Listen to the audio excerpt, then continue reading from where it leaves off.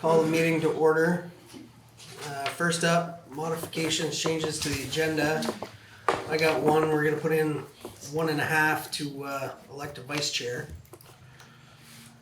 We have two others. I guess Dave's playing the role of Shauna. EVCA's asking about Christmas lights, correct? I can do that in public comment if you want. Well, it's up to Eli. That's fine, we can do it in public comment. It'll be short. And then we have just to vote on clearing the checking account for the youth center. So, The last couple $100. we might as well put that as 3.5, get it right out of the way. I'm just gonna text Shauna and let him know that. That's what Shauna was coming for too, right? So just tell her we got it taken care of. She wasn't sure she could be here. Okay. Alright, so we'll take a motion to nominate someone to be vice chair. I nominate Heather Moore. Alright, motion for Heather, is there a second? I second that. Alright, been moved and seconded. Any other comments? All those in favor? Aye. Opposed? So moved. Alright. Public comment. We know we got Dave. Anybody else here want to speak on something that's not on the agenda? You guys go ahead. Well, it's not on the agenda. Yeah. No? You're all on the agenda. You want to talk about something on the agenda or off the agenda? No. Okay, go ahead. Okay. My question deals with speed limits. We live at 353 West Berkshire Road. My concern is the number of young people that are coming into that area. I don't know if you're aware, but where Sam was, a family's in there that have a 5, a 3-year-old, and a 10-month-old, right? Mm-hmm. And up through the street, there are several younger families. Well, my question is, what's the possibility of reducing the speed limit? I don't want speed bumps, I don't, but I say this because we don't have sidewalks. The traffic there, if you were to stick somebody in their driveway, you could earn a lot of revenue for speeding. And I'm talking about regularly. The traffic inbound is always in excess of 50 miles an hour. And some of the outbound has been in excess of 90 miles an hour. So I know when the state plows go by during the winter, they don't put the blades down until they get to the line, I guess. So I don't know if there's a problem with the state, or do you have to go through the state, or what do you have, what rules do you have to go through to get? So it's We don't have to, and it's 25 miles per hour right there right now. Or no, It's it's 35. 35. Yeah. There's a small section at 25. the first section, and then when you get kind of Right at the down end. past the golf course Just driveway, in the it bottom of turns the to gully, I 35. think it turns to Yeah. 35, and it's 35 all the way up over until the top of the next hill Right by the farm. Ben Pothiers. It's quite a ways at 35. So what were you gonna say is involved in that, Abby? No, I was just saying that's the. Oh, I'm right. saying I don't know what's involved. Do you know what's involved in changing the speed limit? you have to update the ordinance Yeah. because we just did that, I think 2 years ago, per the sheriff's request to make it easier. Because I know that first stretch is like 0.11 miles is the 25, and then the rest of it. So it would be an ordinance change, and you're looking at a 60-day process probably to update that again. Yeah, go ahead. I would venture that if you change that tomorrow to 10 miles an hour, without any enforcement, that we don't have any enforcement, and that 10, they'll still be doing the same speed as what he's complaining about, whether it's 10 or 5 miles an hour. I mean, it's just like Main Street. Main Street's a drag strip, you know, and we got no enforcement. think he's right on that. So it's definitely something we can look into. If you want, we can put it on the next agenda and have an actual item. Take action on it.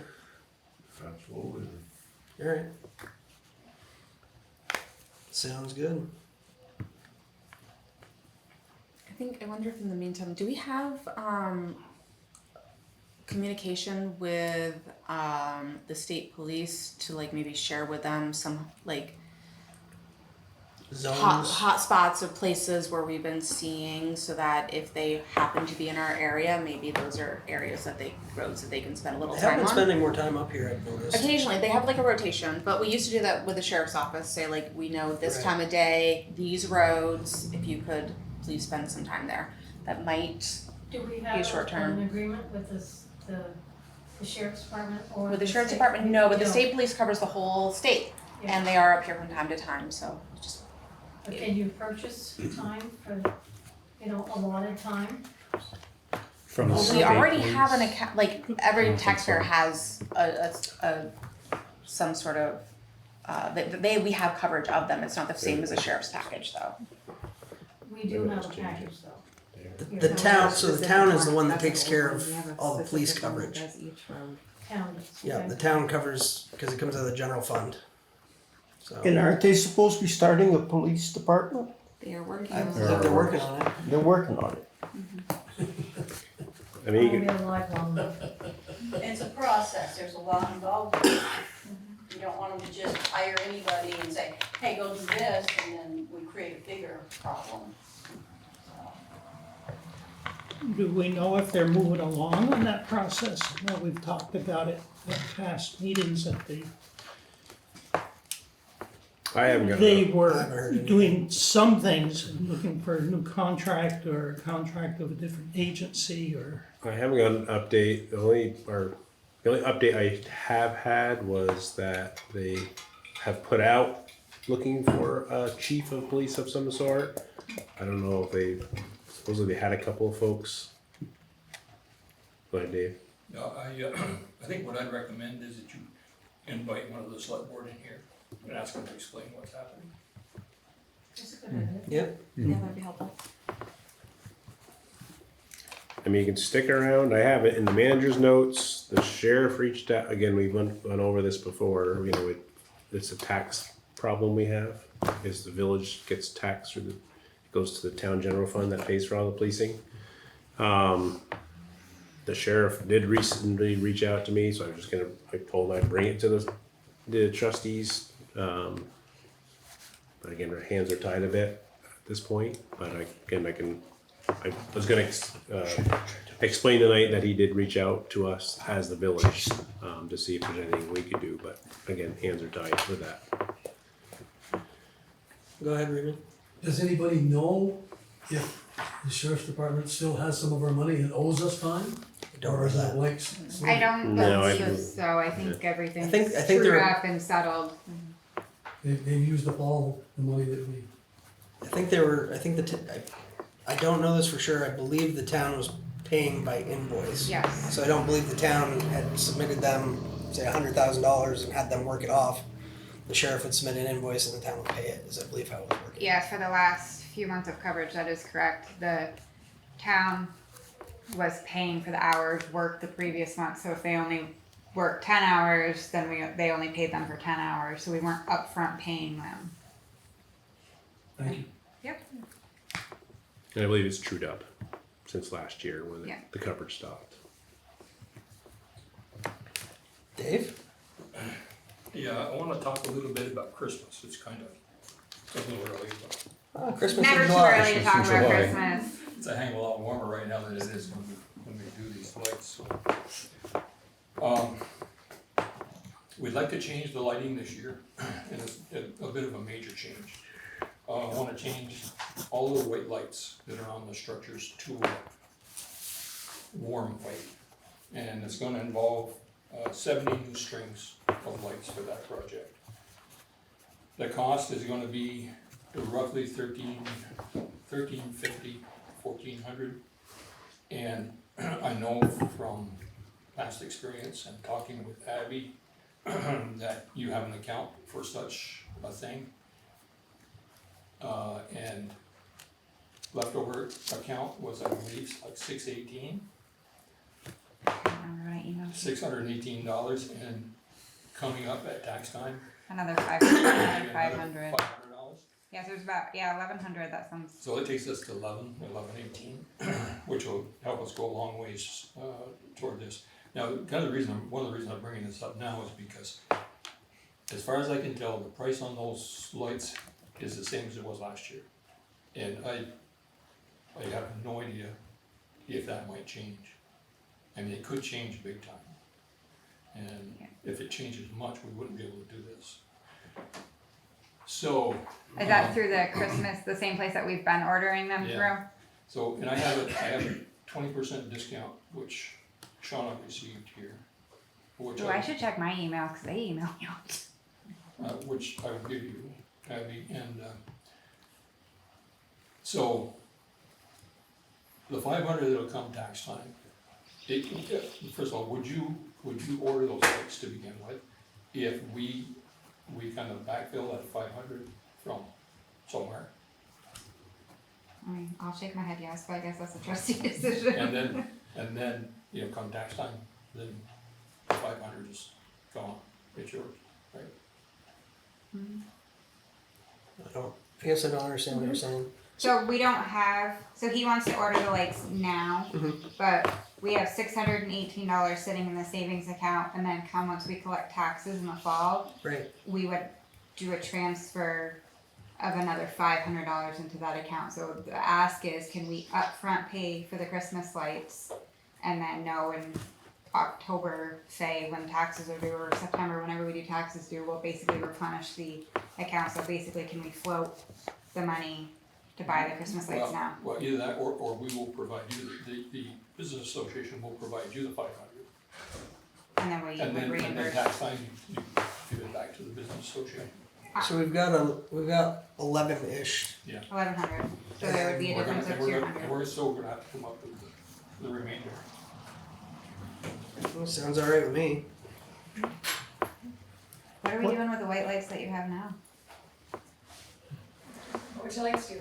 Hey, let's talk. Yes, they are. I got a bridge that we can do some more stuff could with. put them to So. some use. I got lots of places I can make those work. They are. So you're gonna I have. think the wastewater Did you truck is just first one volunteer too. for the holiday parade again, Brian? I'm on vacation. Yeah. Okay, the issue, so there's an issue. We bought those, I think, about 4 years ago, Yep.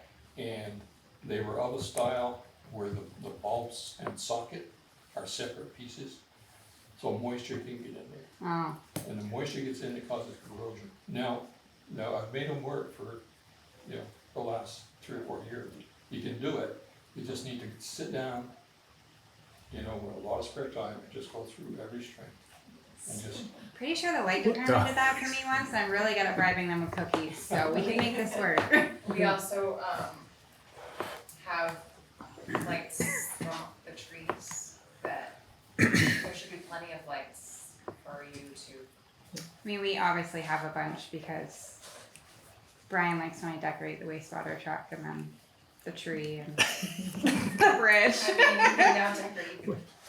So there's a lot more I could do with Christmas lights, so let's talk after. So my question, these new lights won't be that way they though, are the one, two they're piece. one piece. And- All the new and- ones we started ordering. And if one bulb goes up in the string, that's the only bulb that's on. Yes. You say they were LED? Are they LED lights? Yes. Mm-hmm. That 500 was a separate line item, usually. Do they have to be white? It's the appropriated funds, if you look We at the have annual both. report in the beginning, it's the Clear everything and that's voted on, an article. Yeah, we want, Alright, Hello. I don't mean to interrupt your guys' very important meeting. Hi. Hello. Just want to touch base with someone if possible about the signs submitted last night on Main Street. Oh, Yeah, you want me to go or you? Thanks. go ahead. okay. Send them to West Yes. Berkshire Road after. There, we ordered them for you. Is that service? alright, so, if you guys are in agreement, we'd need a motion to float the 500 until tax time and get the lights ordered for the park. I make the motion that we do. Alright, Leonard moved, Second? David seconded, is there any further discussion? Just let me clarify something. Yep, Are you going to float us the Yes. 500? Yeah. Okay. You don't need to say anymore, Dave, got you. alright, any further discussion? All those in favor? Aye. Aye. Opposed? So moved. Thank you. Thank you. Yeah. Oh, I need to say that again, so I can write it down I just made a scribble here. correctly. Leonard moved. David seconded.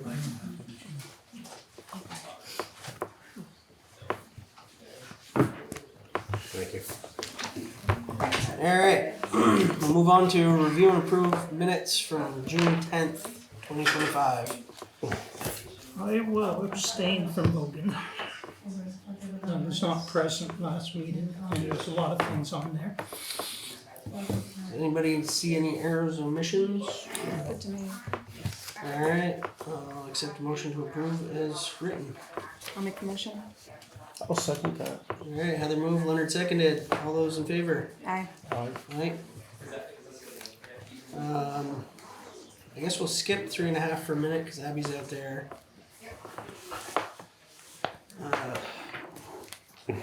I'm Catherine. I was gonna say, Oh, I'm sorry. I don't think you look like Emily, but that's okay. No. So we It have, was supposed to be Emily, so you were. Yeah, I was gonna say, I thought Emily was coming. Yeah, we did it last minute. That's all right. So. I guess Abby's back, so we can still do 3.5 real quick. What I do now? Yeah, I was just gonna hold off on Center. the youth center thing until you guys came Oh, back. oh, but you're oh, back. So There is $200 left in the account. Everything has been switched over to the youth center's own account. So I would like a motion to transfer the 200 to the youth center and close that account. And just to add in the United Way, because we have our own nonprofit designation, so that they can give us the Q4 check for this current grant year directly to the youth center. great. So we don't have to have the village be the pass-through now. So I'll take a motion to transfer $200 to the youth center and close the account. I'll Make make the that motion. motion we do. All right, Leonard moved, David seconded. All those in favor? Fine. Opposed? So moved. I've already forgotten her name. Catherine. All right, we have Catherine from NRPC to talk about the regional plan use map. Thanks for having me. I'm Catherine Dimitrick. I'm the Director of Northwest Regional Planning Commission. I was here maybe in December and gave you a preview of this briefly. As a quick review, we do a regional plan just like you do a municipal plan. With some changes to the state law last year, the regional plan will have a bit more weight, and it will do two things. When we adopt our regional plan and it's approved by a new state level review, the village designation that you have right now, where a certain part of the village can get access to tax credits and other downtown development programs, that boundary will now be set by the regional plan map, and it's gonna grow. And the second thing that our regional plan will do is it will establish an area that will have a different jurisdiction for Act 250 for housing. So anywhere outside of that area, if you build 10 units or more, you would need to go through Act 250. Anything within that area, if the municipality chooses, you could build up to 50 units without needing to go through Act 250. So it's a change to allow, to remove one barrier to potential housing development. I'm gonna hand out a map that will show you, I'll show you what it looks like for Enosburg. So, as you know, you're in a unique situation as a village versus a town, and John and I emailed a bit about this. The decision rests with the town select board, not, the decision rests with the town select board, not the village trustees, but Greta from our office met with the town select board last night. I think you were there, Abby, right? Yep. Yeah. And they were very much wanting the village input on this process. So to orient you to the map that you're looking at, first thing is, it's not a zoning map. Nothing that we are mapping supersedes or changes anything in the local development review, so no extra permits needed, nothing changes to Enosburg's bylaws. If you look at the map, I'll orient you to a few things. The very center of the dark maroon, the hash marks, that's where your current existing village center is. So that's the only area in Enosburg that's eligible for the tax credits and other state incentives to do development in the downtown area. If this map is approved, all of the maroon area plus all of the pink area would be eligible for those benefits. So the area that's eligible for benefits and the properties within that area expands tremendously. So that's a huge benefit, and I'm super excited about that. The maroon area and the pink area combined, that's the area also that would be eligible for the different Act 250 trigger for housing. The law as it was passed last year put an interim change in that's for that 50 unit trigger, and that's the red circle, like kind of double circle that you see around, and right now anything in that red area you can build up to 50 units without needing an Act 250 permit. Once our plan is adopted, if the town opts in everything in the pink and the maroon area, all of that space, you could build up to 50 units without needing an Act 250 permit. So my point of coming to you tonight is twofold. One is to show you what the map looks like and let you know that we would love your feedback. Does this make sense based on the Enosburg Village and Town Plan, based on your ideas of growth and development? And you don't need to tell me that tonight. You can think on it, you can send us your comments, I can come back multiple times and hear from you directly when you've had time to let it sink in. And then the second point is to really start thinking about this municipal choice. So in September, October timeframe, we're gonna be asking all of our municipalities to let us know when our regional plan is adopted, do you want to opt in? Which means, do you want this pink and maroon area to have that different 50 unit trigger for housing for Enosburg, for Act 250? And that's gonna be a decision the select board will officially make, but I know that they want village participation and they want it to be They seemed supportive of it last night. I was at the meeting and I didn't see the downside to it. There was good questions about how to get the town incorporated a little bit more into that, but they seemed supportive of it and having the conversation with us to sign this and move it forward. If that's what the board wants to do. I have a quick question. So you don't need an Act 250 permit to do this. What if you move out in the country? Then if you build 10 units or more, you need an Act 250 permit. Yeah, so that is everywhere outside of the pink and maroon. And does this pink area, this whole area, does that have water and sewer? Yes. If it's not 100%, it's most of it. No, a lot of that's a golf course. And you'll see when we draw these boundaries, we incorporate things such as, parts of golf courses or parks or things that aren't gonna get developed necessarily, but it just makes sense for a general mapped area of where there could be concentrated development.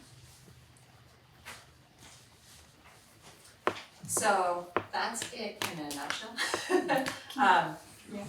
What does transitional area mean? So the state law that was passed sets up 11 different land use areas that we're required to map in our regional plan, and transition area is areas where there is plan for growth, but right now it's kind of like strip development, or there's not sidewalks, or there's not infrastructure, it's not quite ready to be considered a downtown village type area. I wonder, you might not have an answer to this. We've wondered about getting a stoplight up by the Hindenburg area. Would this potentially help our case towards that? Yeah, I think it could potentially help your case because it would, one of the things about having these consistent categories across the whole state is we're really working with state agencies to look at how they make decisions in these areas differently. So the Agency of Transportation is updating all of its road standards, and it's using these different land use categories to figure out how they make decisions differently. So I think it could have a beneficial impact for that question. The other thing is within these areas, it does give, is that, you have class 1 town highway for part of that, right? Or is it all still state? You don't have any class 1? No, we don't. No. All right, never mind. Because it does have some extra benefits with that, but, so I guess that wouldn't apply here. But I think generally, maybe not immediate, but in the long term, it will help the argument, I think. So the major point behind this is to open up more land and create more housing. Yeah, to remove barriers to housing in this area.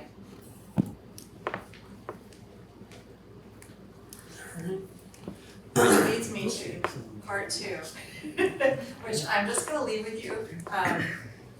The other thing we have to do is, as part of our regional plans, we have to set housing targets. Because as you know, we have a housing crisis. We are supposed to set targets for 2030 and for 2050. And we needed to do it for each municipality in the region. And so we came up with a formula that took the county targets that we were given by the state and divvied them up. Because you have water and sewer, your portion was higher percentage-wise than towns that don't have water and sewer, just because you have infrastructure to support more housing. I'm gonna hand out the numbers so you'll see what it looks like. You will see it's a really high number. And you're gonna look at it and say, you know, we've been growing at 0.4%, and this is a year, and you're estimating, 1.5% to 2.5% per year. And we recognize that that is highly unlikely because of all the factors that impact housing development outside of the things we can control.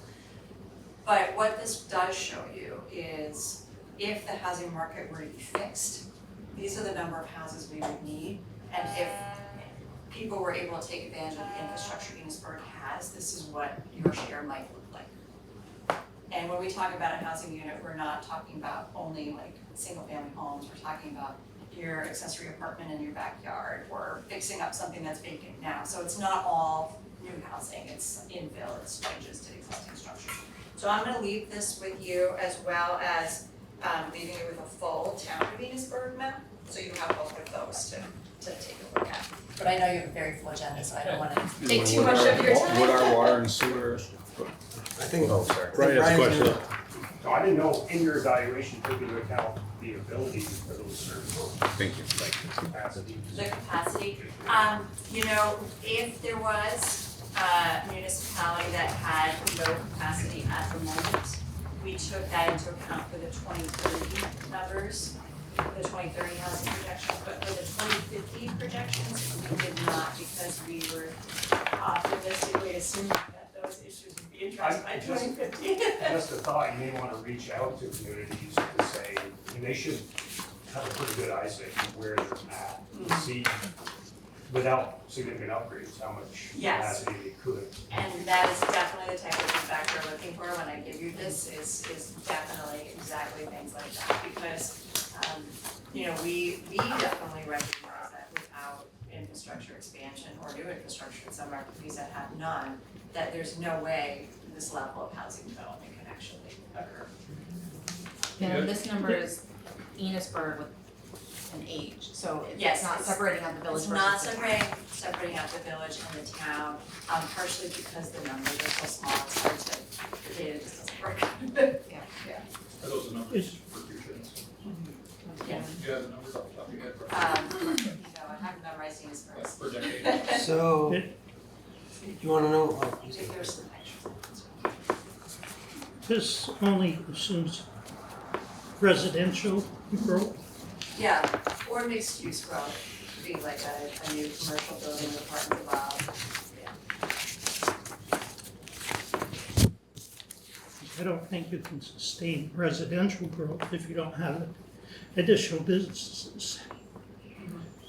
You gotta have some place of employment.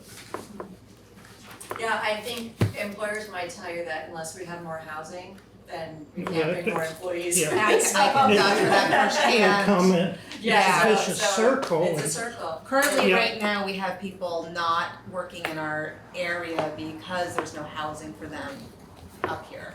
And when we did our housing needs assessment, I guess 4 years ago now, and at that time, we estimated that Franklin and Grand Isle counties were short about 7,500 units just to meet the existing need. Not even thinking about, like, we want Vermont to grow, we want more young people to stay here or move here. We need housing for that to happen. Our Have they 20-year-olds dug, are moving out because they can't places for them to rent. have they dug into like the secondary housing, like, cause that sucks up a lot of houses that people are not using. It absolutely does. Not that we don't want them here doing that, but have they looked into that? Yeah, absolutely. And there is an assumption built into this that a certain number of the housing units that are built will either be built as seasonal or transition to seasonal. And that's definitely a challenge. It's a growing challenge here, especially in the eastern part of the county. But it's definitely something that's a concern. The other thing that was taken into account, I'm of that age, I'm almost a baby boomer, so I guess I could say that as Vermont's population ages, there will be a churn in housing that will happen naturally when you look at the 2050 age, when you look at the 2050 projections, and that was also taken into account. That's usually the other question I get. Are they planning on people moving or not being with us? Yeah, so if you look at At that, 2050. if you look at the projections, when you look at the needs for housing, the low number in each of those is really based on just a basic fix to the housing market. Like if we had a normal vacancy rate, if we had a normal churn in the homes for sale and people purchasing, and fixing the existing problem. The higher number looks at if we want Vermont to grow, if we want to bring our age cohort down, if we want young people to stay or move here, what would we need to do to have a healthy housing market that would make it easier for that to happen? So that's the difference between the low number and the high number.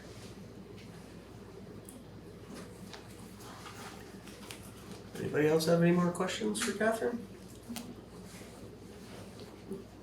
Thank you for your time, and we'll definitely be in contact. Yeah, definitely, we'll be back, I'll coordinate with you, Jonathan. Yep. Yeah, okay, all right, sounds great, thanks for Thank you. having me, really appreciate it. Thank you. Thank you. Hope you have a great rest of your day. Next up is the main man, Brian, from Wastewater Public Outreach for CSO Guidance Document. So I'm Brian Novett, I'm with the Village of Enosburg Wastewater Department. And I'm here to discuss the village's CSO long-term control plan and discuss it a little bit and take any public comments or questions that you may have. Essentially going back, the original document was a CSO long-term control plan in 2020, carry us through 2025, and projects and improvements to mitigate the intensity and frequency of our CSO events. We basically hit all the target marks. Brian, can you explain a TSO event real quick? Oh, So the people- CSO event is combined sewer overflow. So originally, the system was combined as a sewer and storm system. And that was all separated in 2000, 1999, 2000. But we still have what's considered a CSO, which is a release point in the collection system in case there's a high rainfall or snow melt event, and the plant is surcharged and the collection system is surcharged. It's a release point at the 108 bridge into the river, basically for health concerns, so that people's houses and businesses aren't backed up. That's essentially what a CSO event is. And we've definitely come a long ways. We're sort of the poster child of the state as far as the amount of effort we've put in to mitigate these things. We still have one, and we still occasionally do overflow, but not nearly as significant or as often as we used to. So again, the original plan expired in 2025. The next one isn't due until 2030, so in the meantime, the state asked that we make an addendum and earmark some spots where we thought we could improve, either gathering information or just some progress forward until that 2030 mark is met. There's essentially two things. We're gonna continue to monitor, there's several roof drains that are still connected to the sewer system, which at times can contribute a significant amount of extra flow. Excuse me, so there's, I think, 3 of those left. We have disconnected 2, the Armory and the old Pearly building. Property transfers occurred. Those are difficult to do because they are on private property, so it takes a pretty committed effort on both parties to get that to happen, but we are in communication with those people. The other bigger item that we're looking and pursuing is a mapping and an asset management plan of the entire collection system, which we've started. We've got everything mapped. We're now in the process of gathering information on the pipes and the manholes and any other structures to determine basically age, condition, life expectancy before replacement, and just try to earmark some specific areas that we might be able to tighten up just a little bit more. Again, in talking with our engineer as well as the state, and the state realizes that we've made great strides in both financial and physical efforts in mitigating these things. So there's not a lot more we can do. So essentially that's what the addendum's for, is to outline those two objects. The hope is that potentially by 2030 we may be in a position where we no longer have a CSO, which would make our lives a lot easier, but it takes a number of years of gathering data without having events and presenting that to the state and getting reclassified, which is something we are looking towards doing. I think is essentially it, unless there's any If you questions. can't get to bed at night and you need something to read, Yes, it that's is on the link, it is on our website. Both the original like this document and deep. the addendum are both on the website. Just the addendum, the original Oh. was too big. Yeah. Sorry. That's okay. But But I have a copy everybody of the on there. plan if anybody wants to read it. Yeah, I'd say we could email it to you, but it's too big to even email. It's pretty dry stuff, but I think I hit the highlights. Like I said, Yeah. the village has put a lot of effort into this because we take it very seriously and understand the health concerns related with it. So we are looked at pretty highly by the state in our efforts. That's great. And what year did so if you're not aware, you see the big trap doors in the front of the office. That's a big tank that holds that overflow. And then Brian and David just got a new pump process. So if we do get to a point where we need to, Brian can explain it better, but Yeah, so I wasn't gonna get too far into it because that's our hope. This is our plan. There was an event a couple of years ago where the river was actually flowing back into the plant through this tank here. Because we didn't have a plug on the other end, which we do now have. It's a culvert duct build, basically a flapper valve, which won't allow that to happen. But in the moment, we took a portable pump, a bypass pump from the tank to the plant, and we had plenty of capacity down there. It's just a matter of getting through the restricted piping. So we have successfully done that with a smaller pump. We recently purchased with some ARPA funds, which was grant money, a much larger portable 4-inch pump. I can't remember how many gallons per minute, but it's significant. In which we're almost hoping to get a few events where we can prove that if we can keep that tank half full, so it won't overflow, and we can push everything to the plant, we can get reclassified, like I said.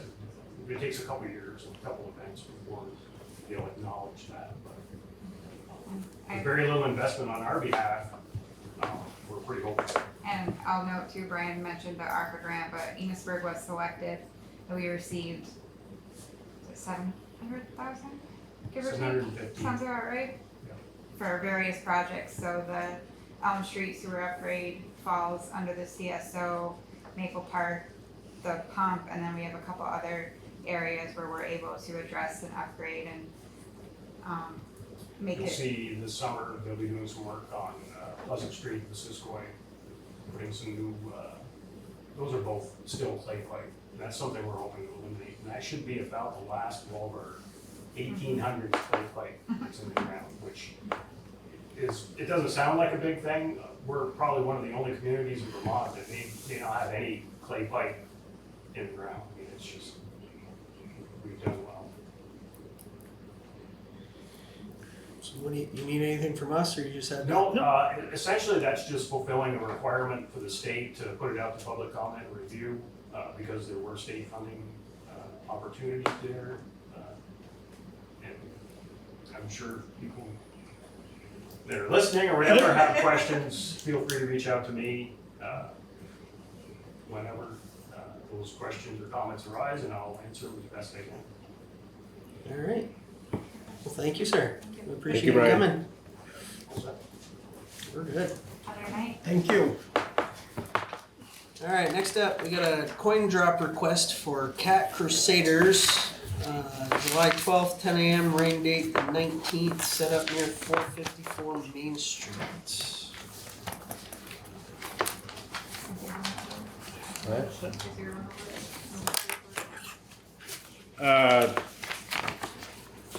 Yeah, I guess that's me. I mean, they have everything, they've done it in the past, they plan on setting up in front of the Furlands. They're gonna have cones and orange vests and the whole 9 yards. I believe it was 2 hours, right? I think it was 2 hours total. 10 to 2, yeah. Yeah, so. All right, well, I don't have any issue with it. If we're in favor of that, I'll take a motion to allow them to do their coin drop. Make the motion. I'll second that. All right, Heather moved, Leonard seconded. Any further discussion? All those in favor? Aye. Aye. Opposed? So moved. Next up, Enosburg Food Shelf coin drop request for August 30th at 9 a.m. We're looking for 4 hours. Do they know where they want to have it? They are also, same area, they're gonna be, basically the same area. Again, they've done it in the past, orange vest, cold, they'll be, I believe one of them, I can't remember which one, had the fire department involved a little bit too with some codage. I guess this one has leaves and all that. Yeah, It's a little ways out. What, anything else going on in town that week? not that I'm aware of, no. No. Nothing has been submitted at this point for that Yeah, weekend anyway. I'll take a motion to allow them to have their coin drop. Motion. Lisa moved, Heather seconded. All those in favor? Aye. Aye. Opposed? So moved. Alright, now we got naming of the new park across the street. We can do this now or not, I did send it to the school and we didn't get much response. Abby had a crew of kids out on the, bridge that she was putting to work, making plant flowers. So she did a quick survey there, and these were some of the names, so. We're talking about our new park The over new here park. that I must say has been starting to very much pick up and people using it. It's quite exciting. I saw some people there the other day coming on a Every- motorcycle and they Yeah. stopped and I think about every day we get people hanging out. Even when I left to go to the bank, there was a couple of kids just hanging out on the benches. And we had them making the ropes as swings earlier that I wanted to go yell at, but it was nice. It was a lovely little spot. It is, it's this It's little so nice. pollinator garden. You're starting to be able to see some of the flowers from the road now, and John brought in some hostas and dressed it up a little bit. So, and that, just so you're aware, because I know you weren't here, that was pretty much all grant funded with Mississippi, the scenic river. Mm-hmm. So we were able to get $4,000. We did have to pull a little bit out of the general fund just because the shipping of the benches and everything was pretty expensive. But overall, that whole project was grant funded, and then our light department took old telephone poles and repurposed them. Yeah, I like that. Look good. Yeah, so very minimal cost to the village, but a very big asset, nice spot for the community to appreciate. Do they wanna connect it to the Bridge of Lights directly? I know some of the names are kind So, of in there. a lot of the names at the time, we were planting the flowers on the Bridge of Flower and Lights, so the kids were kind of drawing the connection Right. between the two while we were out there. So I think that's why that got mentioned a couple times, but Gotcha. Okay. they were a fun group of kids that was pretty enthusiastic, so. And I don't know if it makes a difference, but So, oh, go ahead, I sorry. have a suggestion. In the Falls Park,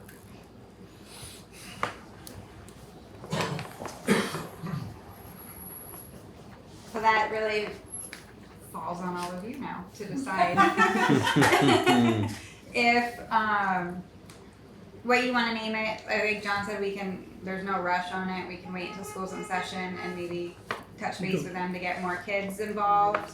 I like that idea. There's, I mean, it's not hurting anything to have it not No. named, so, but it was just John's idea, had a really cool idea to get the kids involved with it, so. I'm in Maybe favor of waiting narrow till down a school's list back. and then put it out to child vote. Or have them come up with the names and We'll then you come up guys with their vote, names, or yeah. we could, however, We could also, we do have the summer camp going. yep. We could get a few ideas now possibly, and then again in the fall if we want to. The more ideas, the merrier. Yeah. Finish on it. Are you doing the house during harvest? Are we what, I'm Are sorry? you doing the house again during harvest? Yes, Yes. I mean, I don't know how long you wanna wait, but maybe you could take suggestions. that's a good point. Yeah. Yeah. People might actually have Have some a inspiration suggestion. on being there. I'm sorry. Suggestion. A suggestion Like in box? the, right in the library or something. Yeah. A lot of kids go into the library that. Mm-hmm. We could absolutely do that. I think the more involvement we get, the better, so. Turn down just a little bit, I'd say park at the falls, You'd say what? the park at the falls. The park at the falls?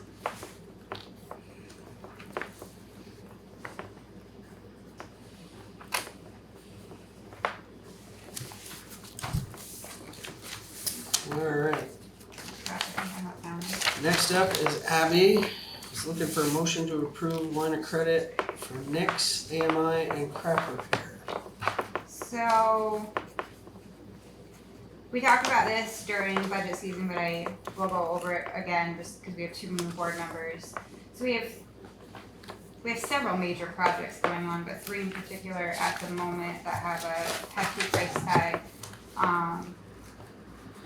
The NISC is our software conversion. As some of you may know, your bill might have come a little bit differently already. We just updated our billing software, and we are now starting this summer, we'll be focusing on updating the financial software, so that has a go live date of October.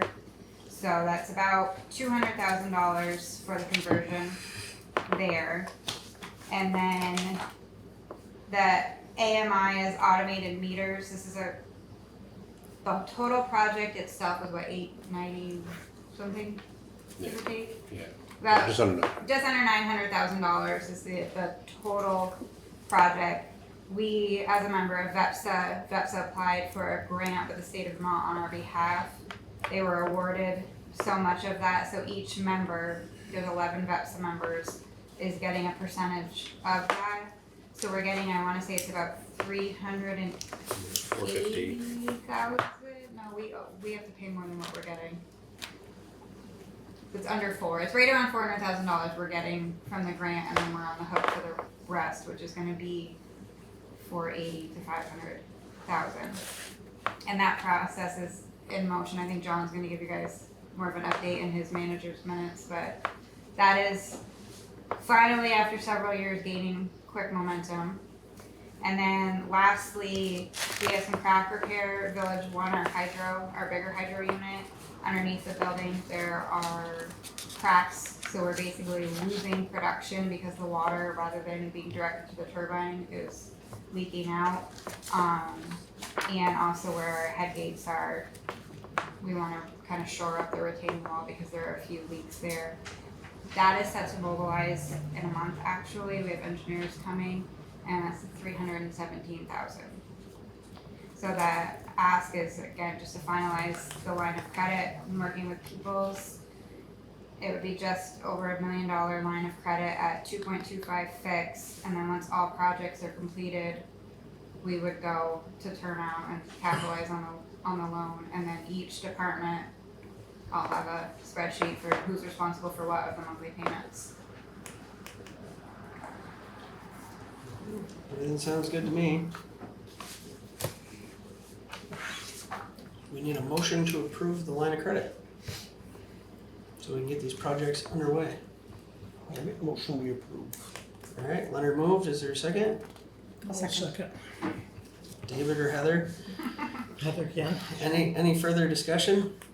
All those in favor? Aye. Aye. And opposed? Thank So you. moved. All right, next up is discuss the adoption of the Governor's Declaration of Inclusion.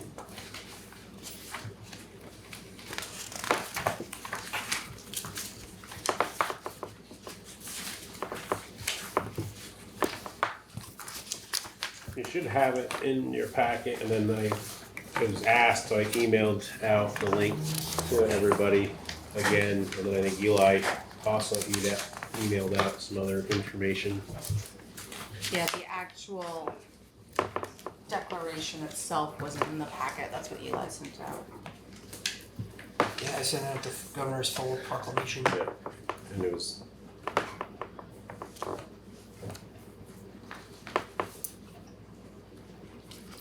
Well, this is what was to be signed, but then the actual whole document.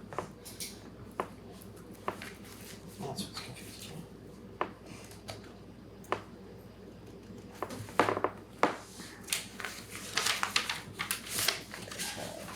Yeah, there it is.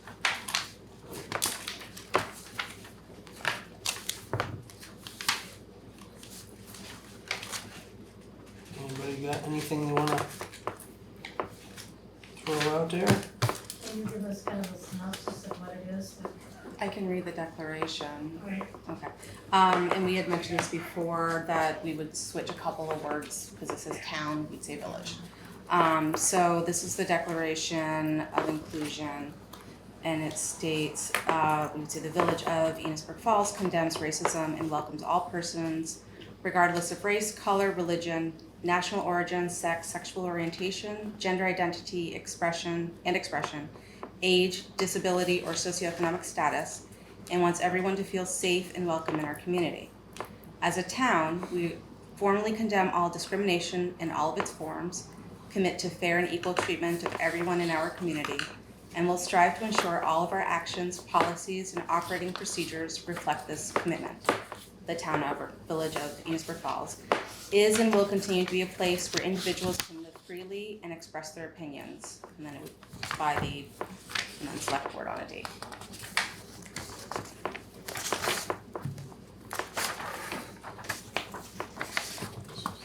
So as we discussed before, like we do a lot of this stuff within the communities as it stands now. We've been working on we've rewritten some contracts and stuff for gender neutral terms. We're looking at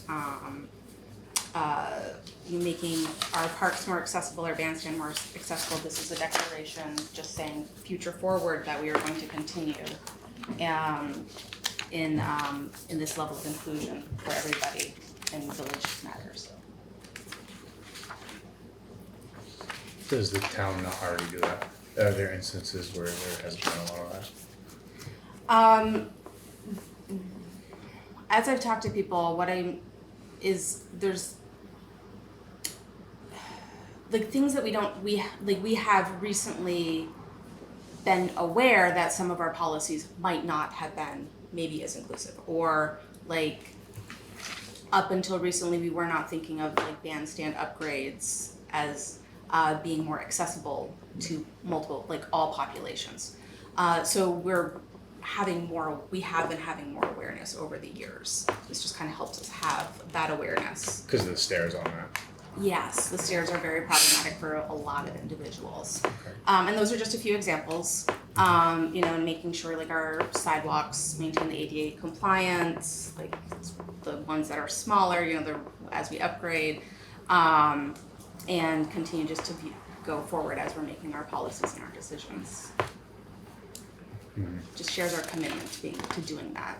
And the state's getting the state's pushing it down to the towns just to say, So the governor made the declaration and worked for this, and lots of towns are signing on, saying that they agree to provide some support. I've seen towns that are been rescinding and don't want that in.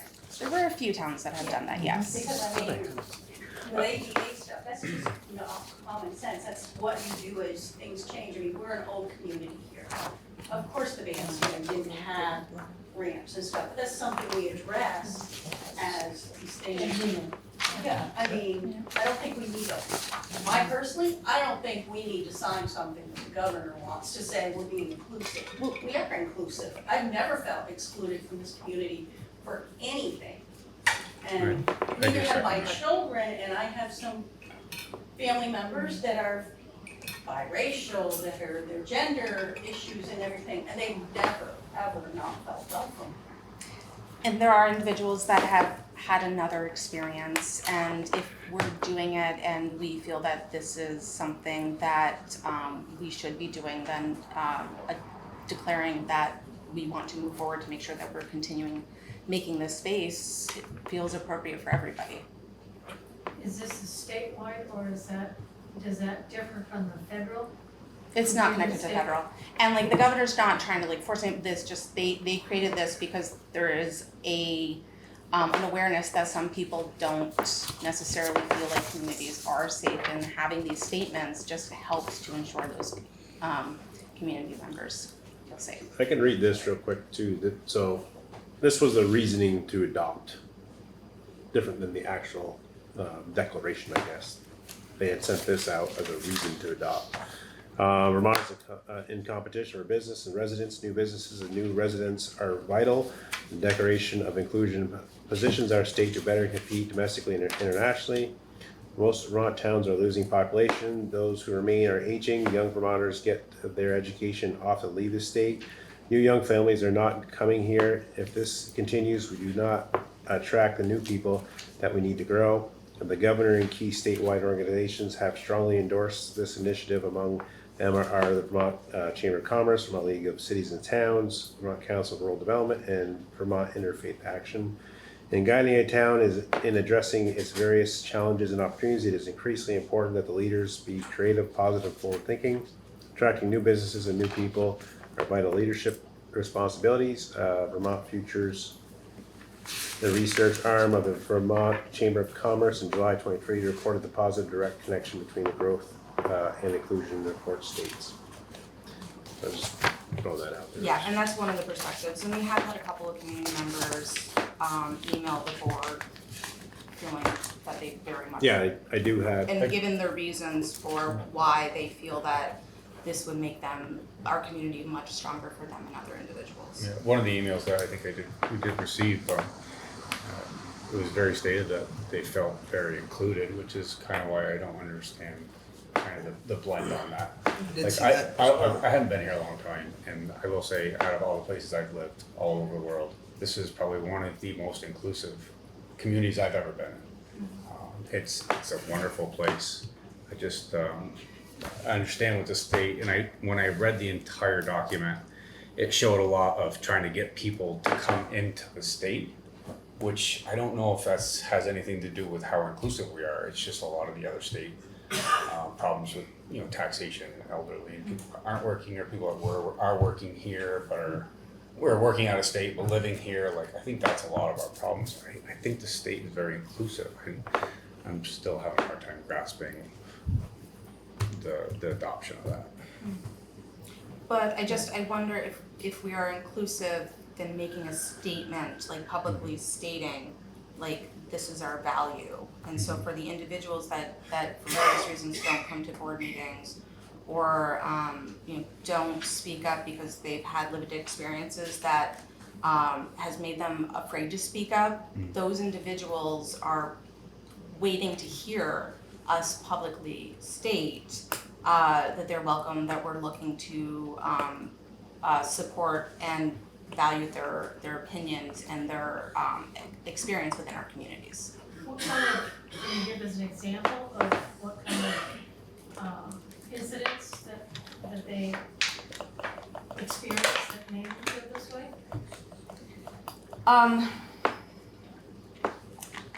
So there's a variety, like I definitely know people within the LGBTQ plus community. There have been individuals that have had some very bad experiences.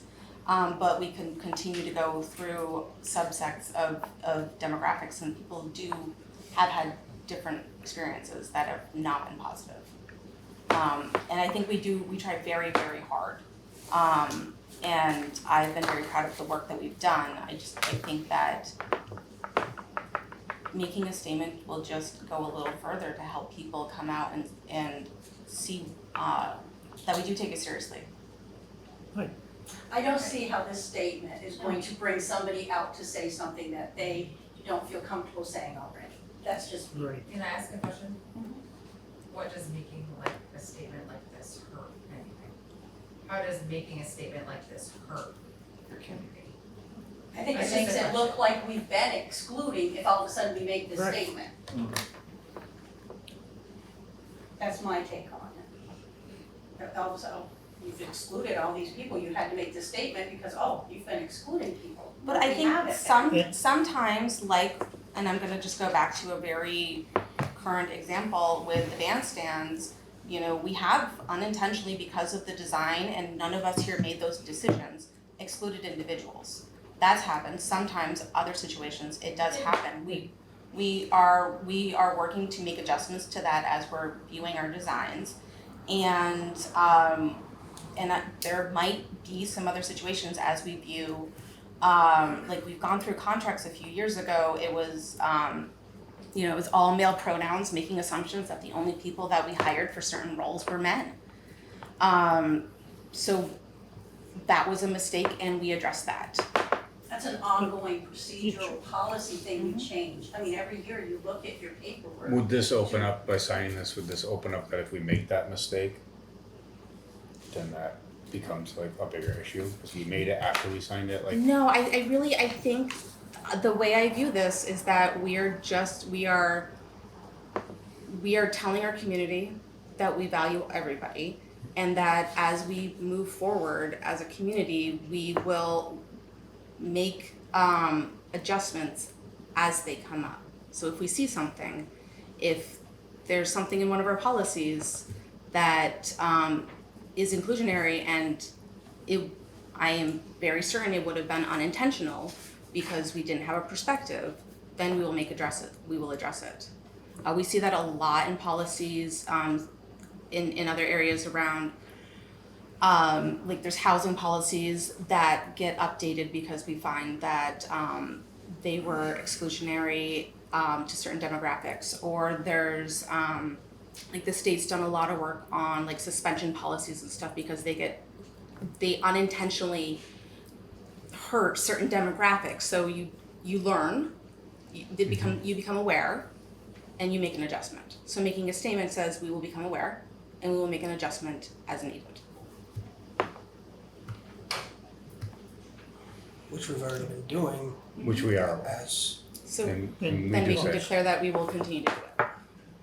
I just worry about like down the line, things like, well, like you just said with housing, somebody wants to have a dog, landlord doesn't want dogs. Well, now they're not inclusive. Like, I don't know where the level of It's that not always, goes. yeah. You know, like, and that's kind of where, when you sign on to something, and I know it came down from the governor, and he put a lot of thought into it, to try to get people to the state. I just worry about those kinds of issues, like, well, then all of a sudden now you're not. You said this, and now I'm not, so now you're not. I don't know if we're. And I like, that's not, like, it's about like demographics and populations, and if to go with the dog scenario, there would be a bigger picture there, right? Than just like, do landlords allow dogs? Because it's more about, is there something, if we were gonna like, play with that scenario, like, is there something bigger other than just dog owners? I think the governor sent that out to basically make everyone aware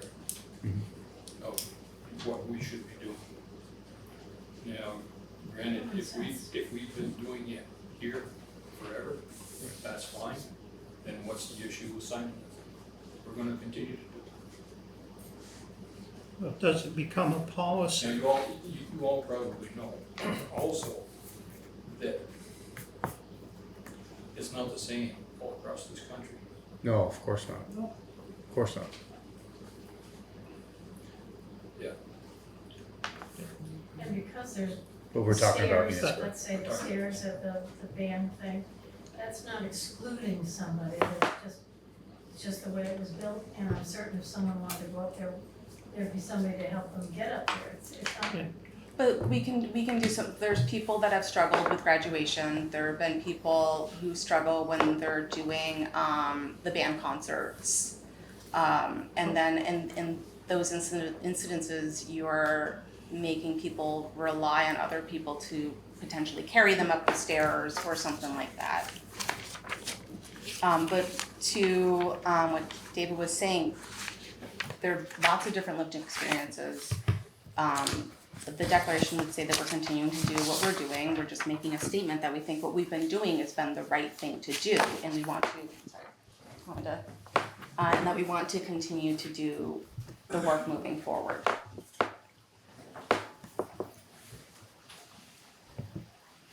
Yes, I feel like everything's inclusive unless it's specifically stated that it's exclusive. You know, you look at clubs and golf courses, and you know, unless it specifically states that it's a private club, and they're gonna let you know that it's a private club, that you're not getting in.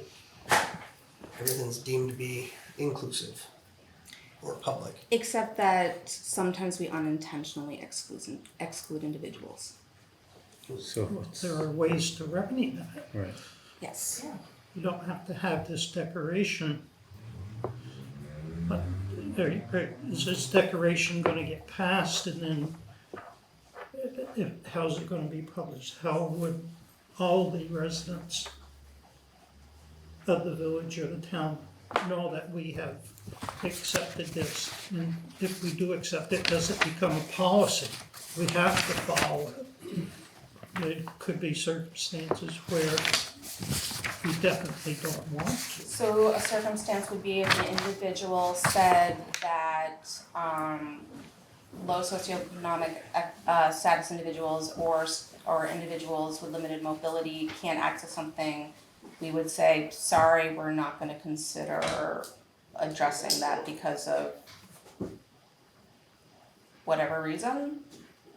I don't think you can do that now according to law, federal laws, ADA. Having this decoration out there isn't going to change it one way or the other. I think the point is that from my perspective, it changes it for a lot of individuals to hear us publicly state that we value moving forward as an inclusive community. There's many individuals in here that haven't had that experience, but there are many individuals not present today that have had an opposite experience. And those are the individuals that we're making a statement for. Ask one other question. So if you make a statement like this, how does that change the fact that people could still have those negative experiences? Like, I know things that go on in school and I'm just asking this question. I don't know that having a statement, how does that change the education of people because you have a statement? You know what I'm saying? Like, how do you educate people so that other people don't have those experiences? Does a statement educate the people? It might be a starting point, it might open some conversations for individuals, Because to me, to that's see the how we most can move important forward. thing, is how can you educate your community so that people feel welcome and people don't have those negative experiences that you're talking about. It's gotta start at home.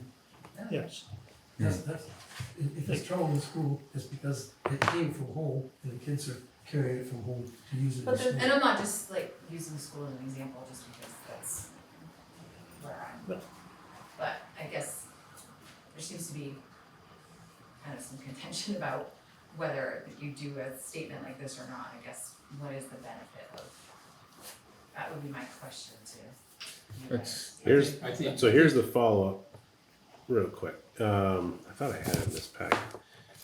So if it was adopted, add the declaration of inclusion to the town website and include the reason why the selected board or municipality leadership believes it is important to step forward. Hang a framed copy in the town, in the public location, probably here, obviously. Print the declaration in your town newsletter, explain you're participating, and include the declaration each year in the annual report.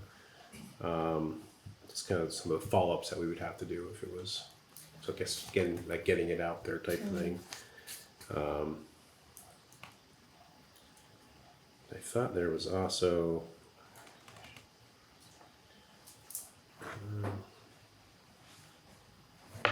I'm kind of curious if it opens us up, if somebody does have a bad experience somewhere in the village, can they then come to us and say, it's our fault they had a bad experience because we said that there's gonna be this declaration of inclusion. One of my concerns, if this becomes policy, and there's a lot of things in the governor's proclamation that he signed back in 2021 that I don't believe have come to fruition.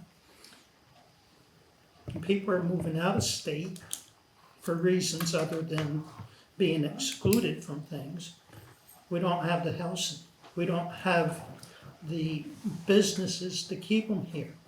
We force them out because of the high taxes, but not because of some type of discrimination. That was the first time I heard discrimination.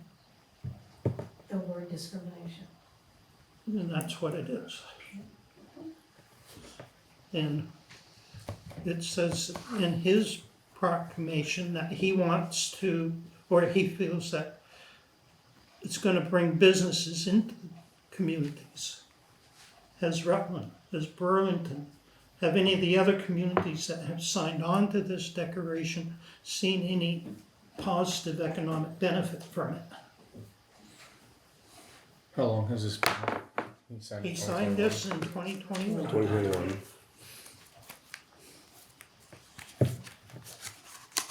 If I see it right, I think things have gotten a lot worse.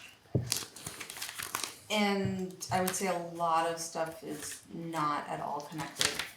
It's all connected.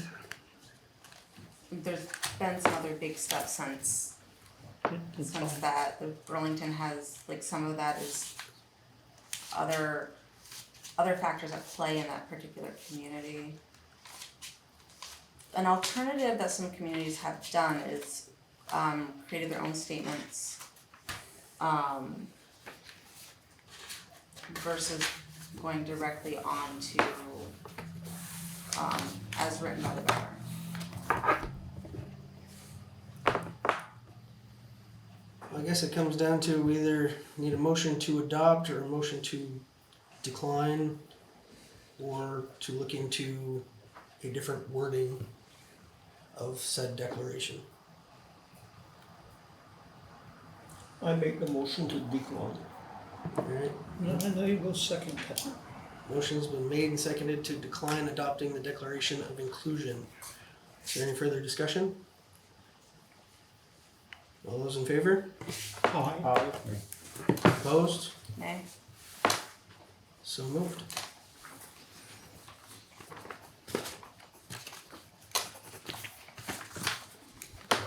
Alright, next on the agenda is a follow-up discussion about ATVs in the village.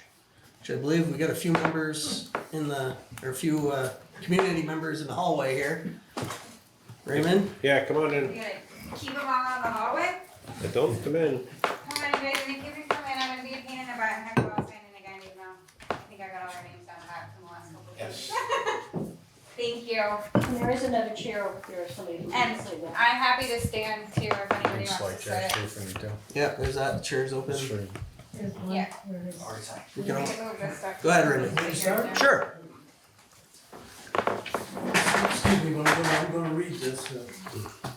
I'm extremely opposed to this desire. I feel that Enosburg already has enough of a traffic problem. Both night and day, the traffic on our streets is traveling way too fast. At times, Main Street is more like a drag track, and there's no rational reason to want to increase this problem. Even though the trustees have the power to okay the four-wheelers and side-by-side vehicles to enter the village, I think that because of the inconvenience to the villagers, this would cause a tremendous inconvenience. And instead of the board deciding that we do that, go to the community and ask the people in the village to vote on it, which is more fair, I think, than just letting the board here decide.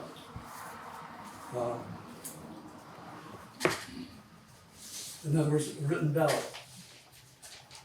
I recommend this because probably there's many people that oppose or recommend this happening would be more eager to participate rather than come here tonight and find out, in front of all the people. Some people don't want to do that, but they're willing to go to the ballot box.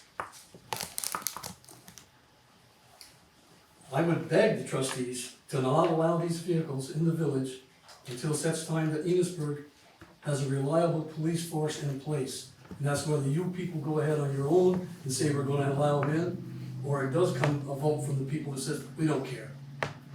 But I don't think that until we have a police force in place, that they should be allowed in the village, period. The village wasn't designed for that. Those vehicles were designed for out in the woods and the country roads. And there's also a certain group of people, and we experienced this years ago, that will tell you, I own a four-wheeler, I own a side-by-side, I can go anywhere I want with that, and you can't do anything about it, because I own that vehicle, it's an off-road vehicle. We experienced that, we had a lot of trouble here for years. And that was back when we had a police force coverage, minimum as it was, but eventually we cleared it up. But they were on our streets all hours of the day, didn't care what they were doing, how fast they were going, they still aren't. There's still a couple of machines that go by my place almost on a daily basis. And then they're using the rail trail besides.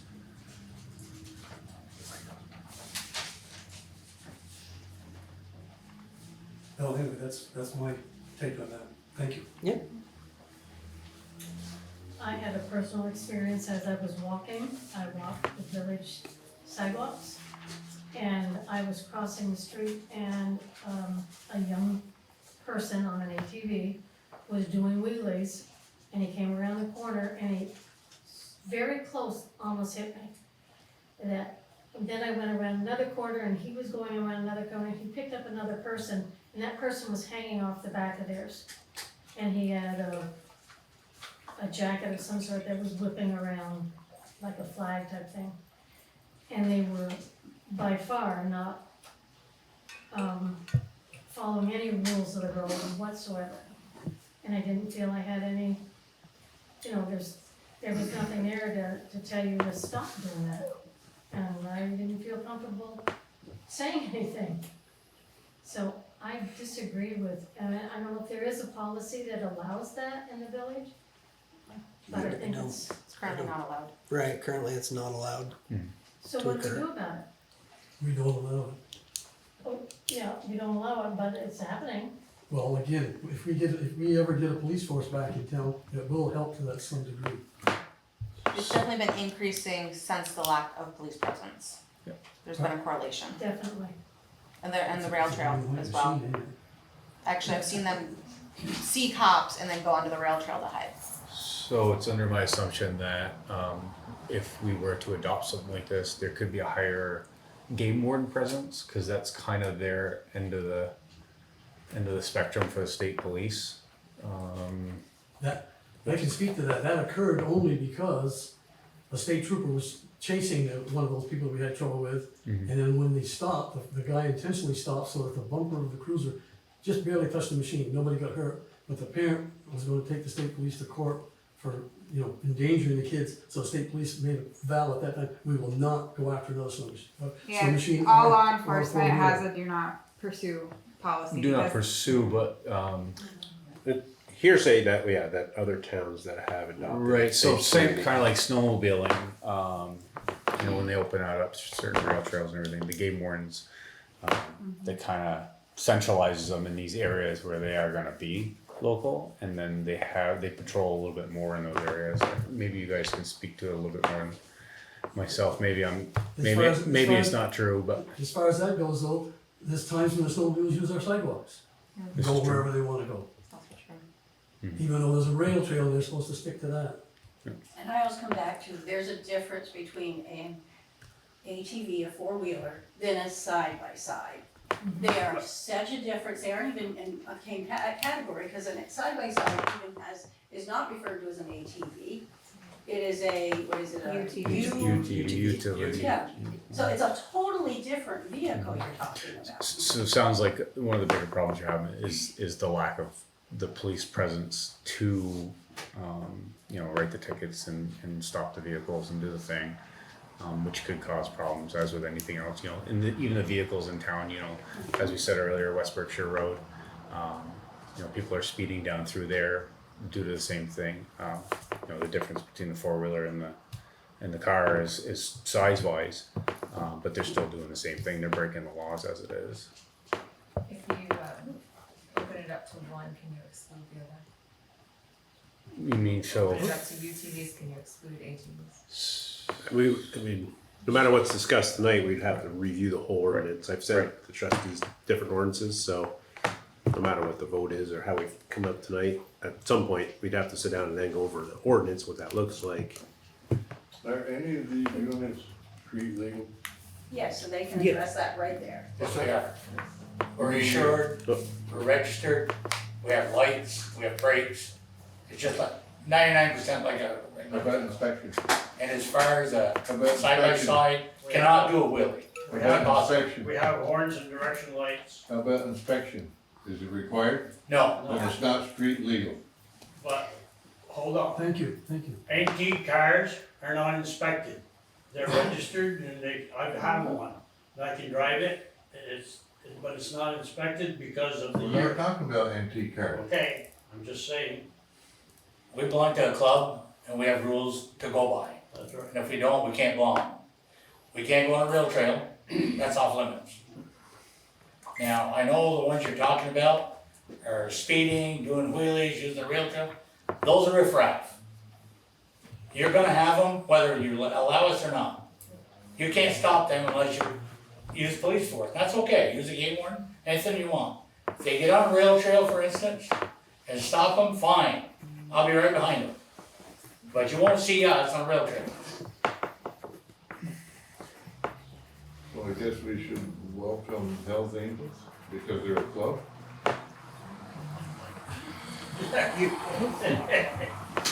If they're on motorcycles, you couldn't exclude them.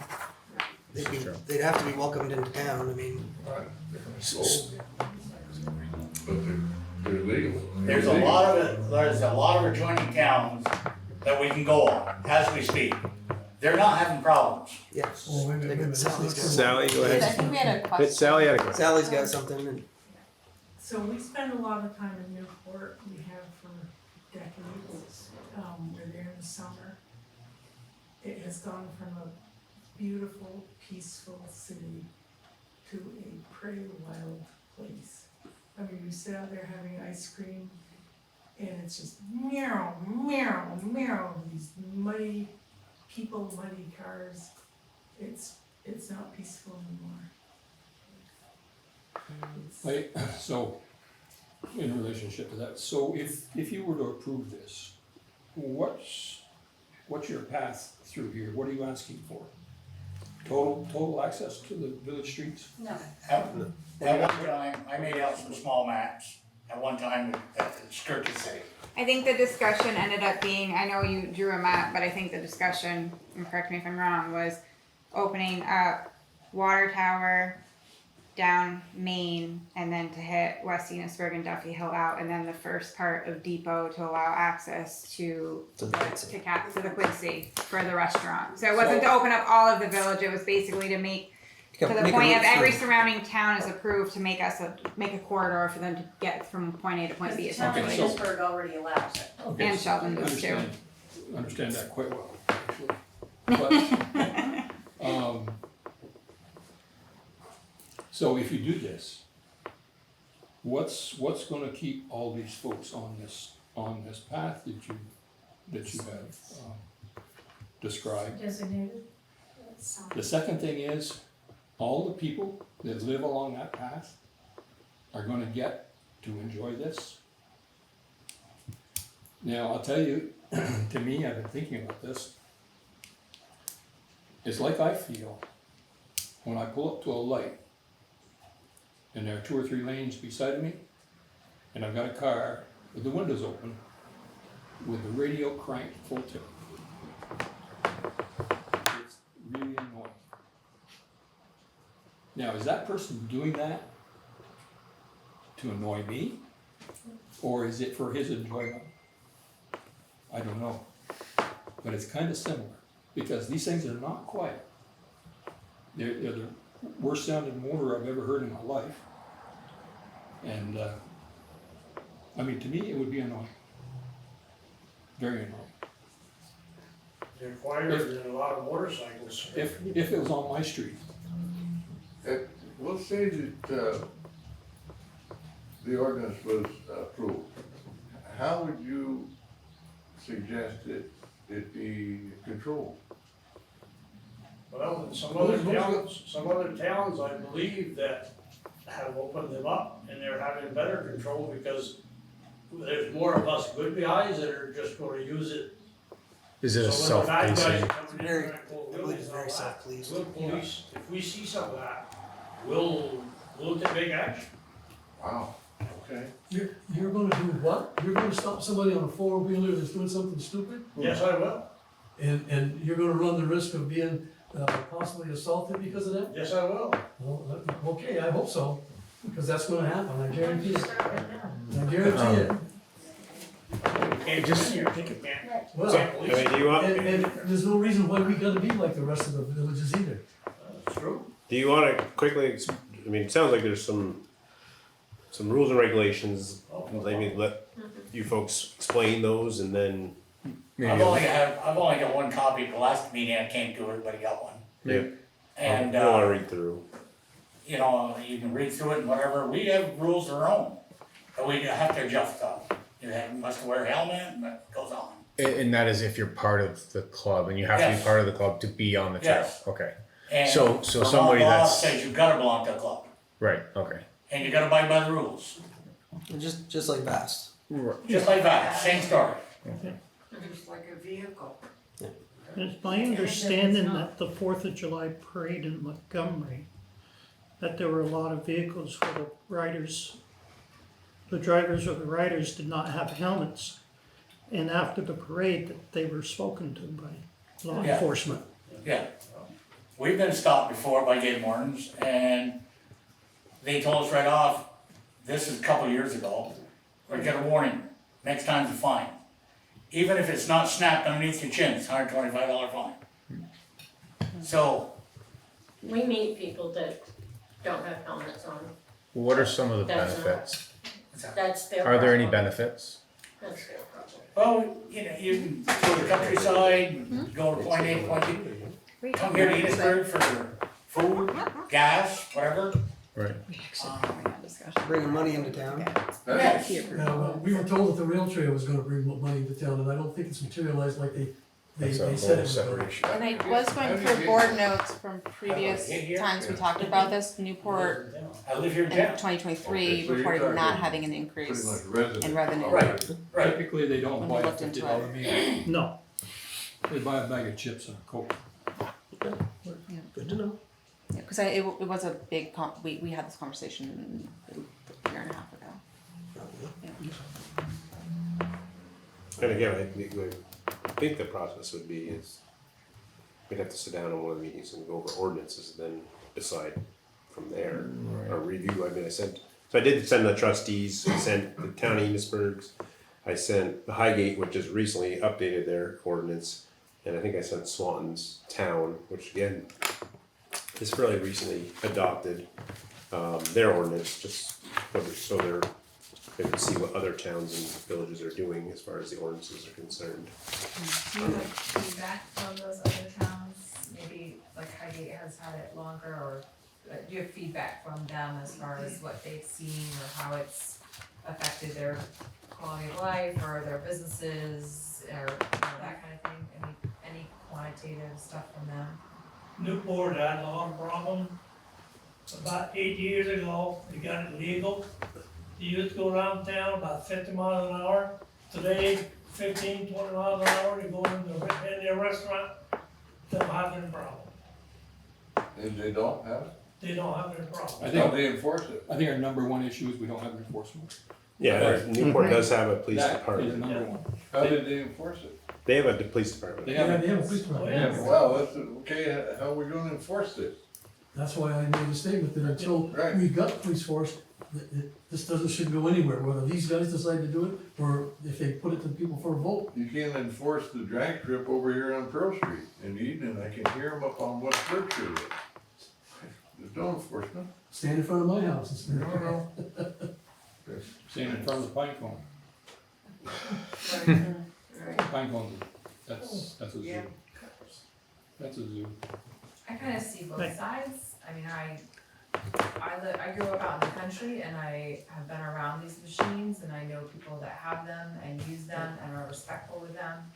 But I also live in the village and again, you know, I don't know how I would feel if they were on the village streets all the time. I don't know if they would be on the village streets all the time. Like quantitatively, how often would we actually see them on the village streets?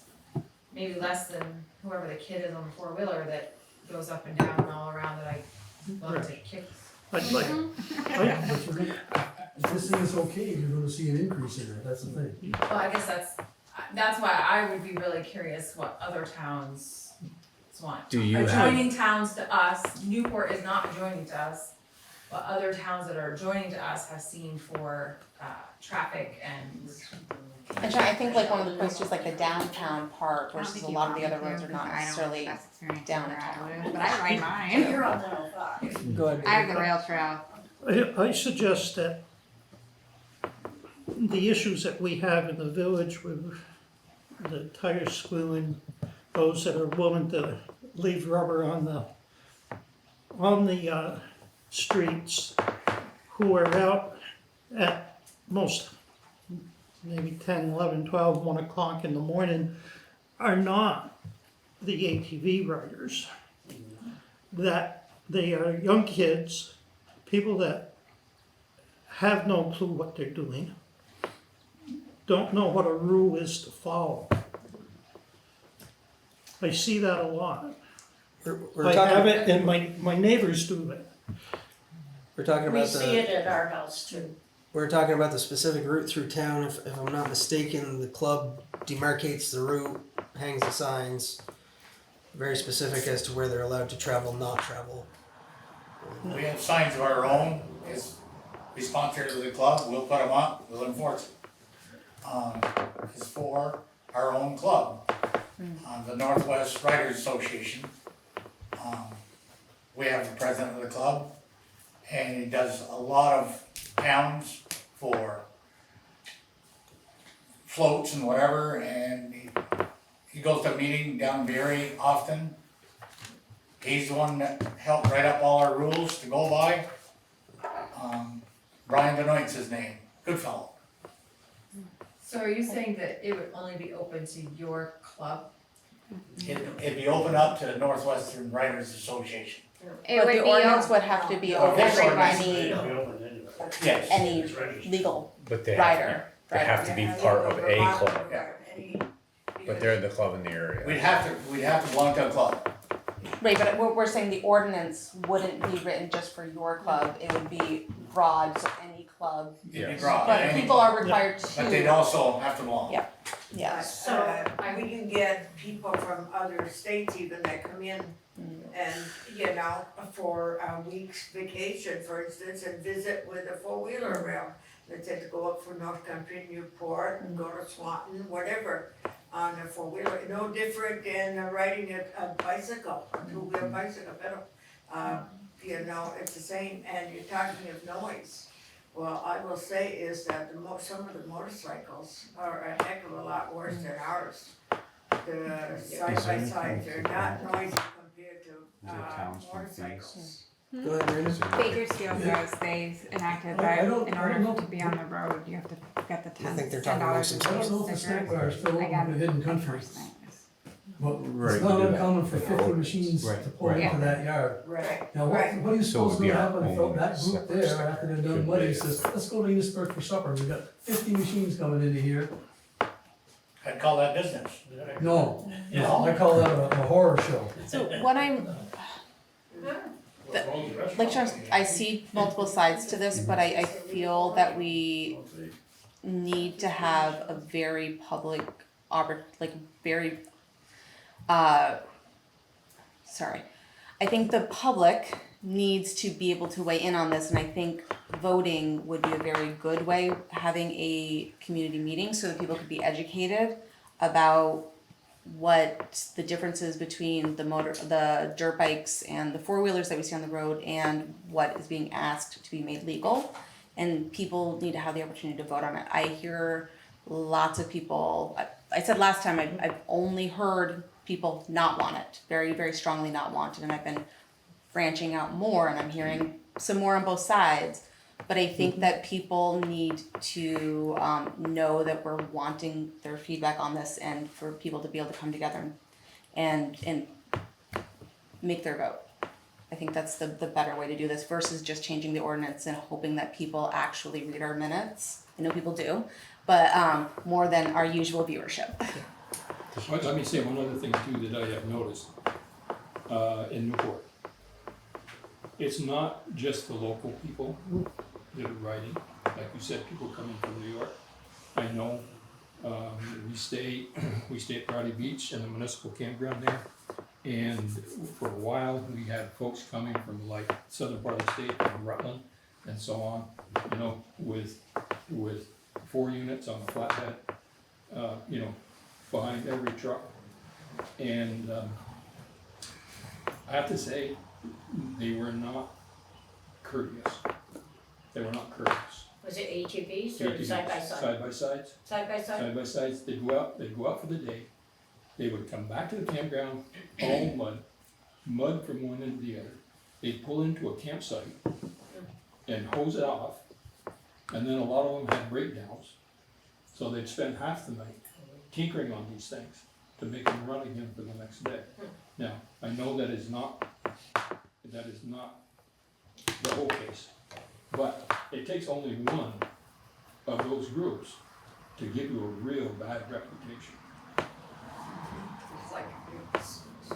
It's like in anything, you have always one bad apple in a bushel. Yeah, we have some bad apples here already. Yes. Yeah, I see that in the streets. Yeah, I know. They're racked up every night. Yep. Can I just answer to Shauna's, to point to Shauna's question about, so back when 2023, when I think Bass came to the meeting the first time, I did go back, the board asked I go back, so I did do a bunch of research. Called, Hardwick had just opened up, I did called Swan, and I did talk to the manager in Newport.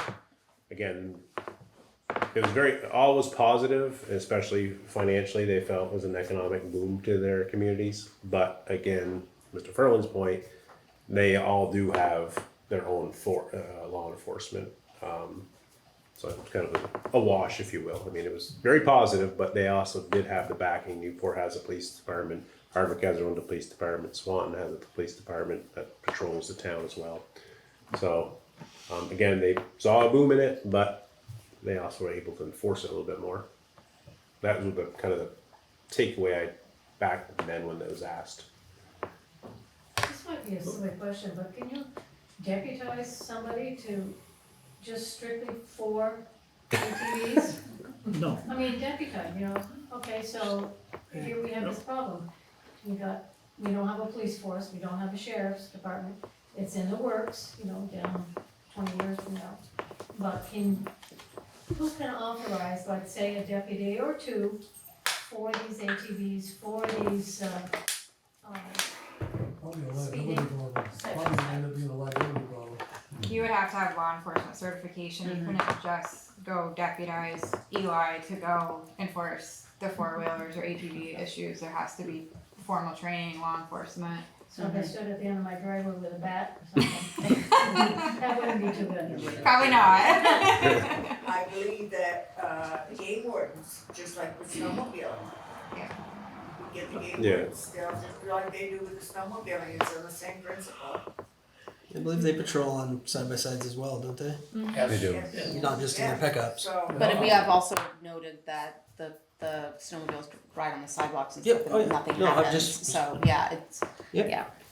I think like what should happen and what a reality is not necessarily aligning right now, which is making the situation a little harder to. I don't think it's been have we mentioned it?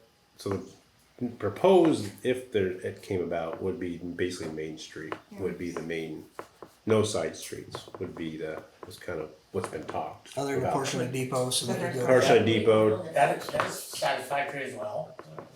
not saying it is, Point that's the B, answer. cross through. I'm not saying that's the answer, that was just kind of was brought up, to kind of keep the noise or whatever on. No, she said no. On the noisiest street in town. Yeah, because we already have If the 300,000-pound tractors and everything else going up and down there, but. I mean, honestly, if you were gonna do it, I think it'd be a shame to limit the restaurant or the Quincy from people staying. Well, or a going portion out. of Depot Street is disgusting. I mean, if you're going to do it, I think it would be silly to not. let Do you that think, business benefit. EBCA wise it would make a difference? A lot of people- I don't know, I've not, we have, not thrown it out there, Okay. but it certainly could throw it out there for Is, conversation's sake. I mean, I think, you know, community perspective is good. I mean, this is obviously a very limited perspective here tonight. You know, there might, people live under a rock.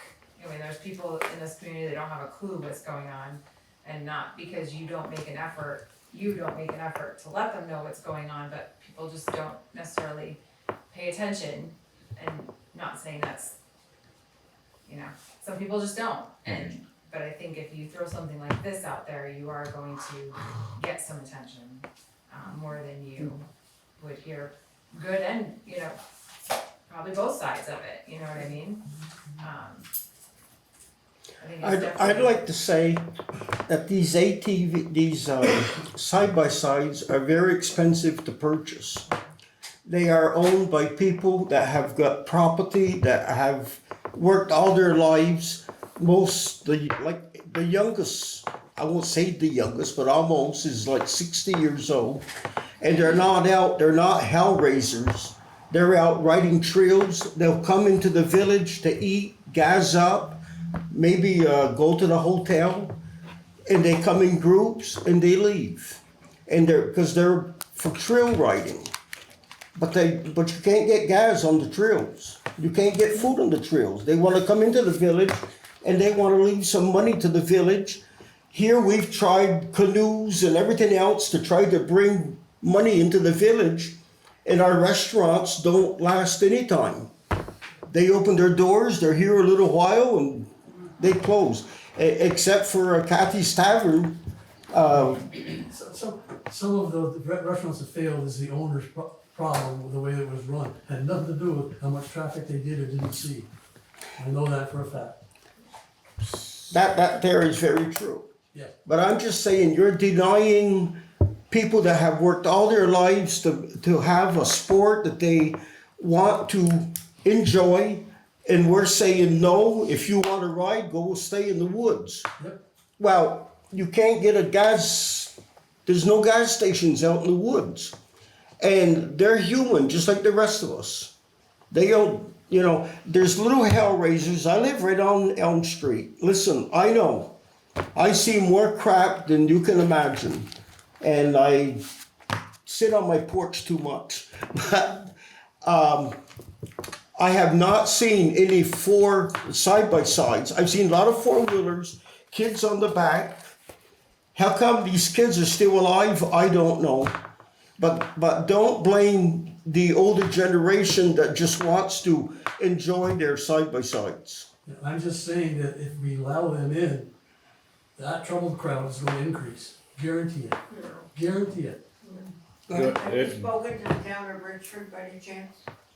I haven't. I haven't followed with Richford, no. Like I said, I talked to Hardwick, I've talked to Swan, and I talked to, I believe I talked to Highgate at that time too, They and have Newport. said, and many times that their problems with this, four-wheelers and everything has really improved a lot. They're, not as much of a problem as they used to be, since they let the side-by-sides and four-wheelers in town. They've got a lot less problems.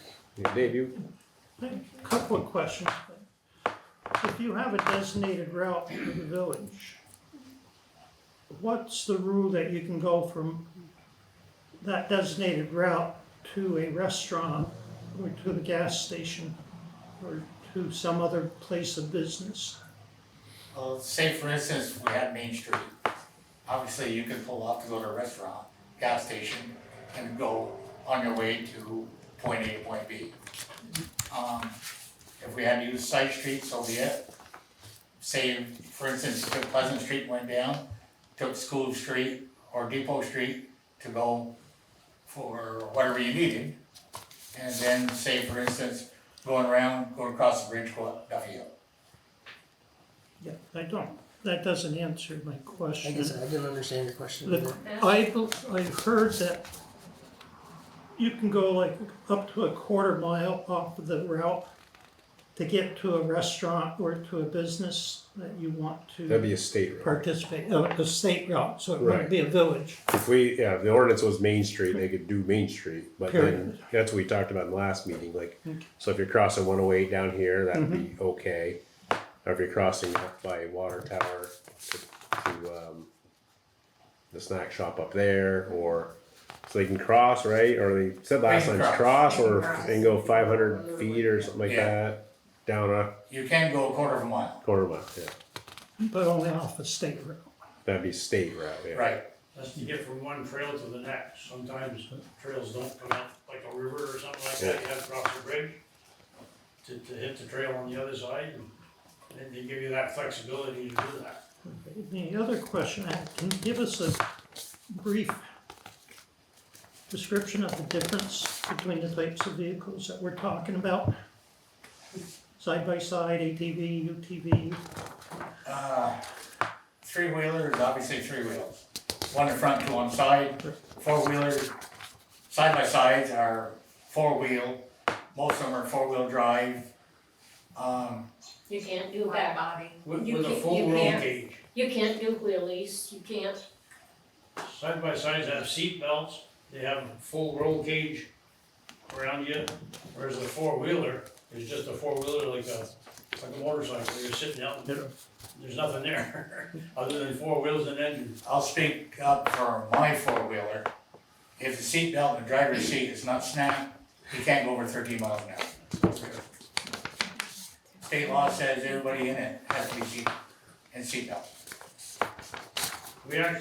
We actually started our own small group when COVID hit, because there was a group of us that had some, and I think it kept us sane through the COVID era, because we did put some serious miles on those couple of years there.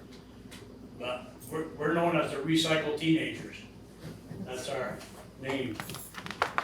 And, I've got over 12,000 miles on mine. And I live on the East Sheldon Road, no, I'm not in Enosburg, but I'm we also don't have in police, Shelburne. we don't have police coverage on that road. And the side-by-sides, we have a lot of them go through. They're all respectful, they keep their speed down. My home is no further off the road than really the houses here on Main Street. They're not invasive. I mean, no more than, they're quieter than the tractor trailers for the farms going down through hitting their jake brakes all the time. And they're quieter than the motorcycles going by. If it is an ordinance change, there's a certain amount of time for public comment, correct? Correct. 45 days or something? 60 days? 45. So there's 45 days public comment, in which point the ordinance could be changed back or not changed at all, right? So that's another way to look at it, I guess. Probably sit here and talk about it all night. That's right. What's everyone's feelings? Should we table it? Should we hold another meeting? Should we hold an open vote? Should we make an ordinance change? I recommend that we have an open vote. I would allow it on designated streets So you're saying have and then draft an ordinance to put it on the books. So I think what David would want to do is draft the ordinance, allow the public to review the ordinance, and then cast a ballot, yay or nay, in favor of. But in the meantime, give them access to going from point A to point B. Could we draw? Can't do that without the ordinance change. Can't do that without. Can we draw ordinance ahead of time? Like something, I think I- as soon as you post it public, I believe that clock starts and your advice, there's statutes could we, mandating the process. could we draw up some kind of ordinance, hold a public discussion and then vote on it? I would think we could do that. So that there's a better idea of, you know, we can have things like maybe the amount of money that comes in, we can talk to these towns, put those numbers. So you wanna I would think that'd be the best route would be to have an ordinance to pass. I would Right. agree with that. Right. And then have public comment. Public in comment, Public and then a comment time to review the ordinance. And then it could be the public comment of And- the ordinance, if there's issues within the ordinance and or the ordinance altogether. Right, and so then the options after that is the board votes on it, or we have a ballot meeting for the community to directly vote on it after they have had an opportunity to have it some education and Right. think about it. I do the special meeting, let the village vote on it. Do the ordinance.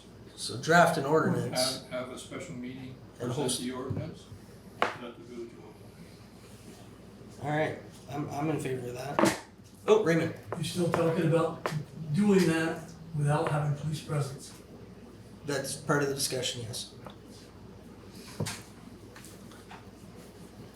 So I guess we would take a motion to draft a proposed ordinance to allow ATVs, UTVs access through the village, to be held at a special meeting date to be determined. I think first, Eli, I think we need to clarify, is it ATVs and UTVs? I don't believe you can segregate. You can't segregate. I don't So believe that so. would for clarification, that would open it up to four-wheelers. Correct. As long as they follow the regulations of, And join the club. of the There are club. certain. Do four-wheelers join your club?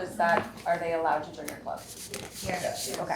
As long as they have Clarification, Yes. all the requirements.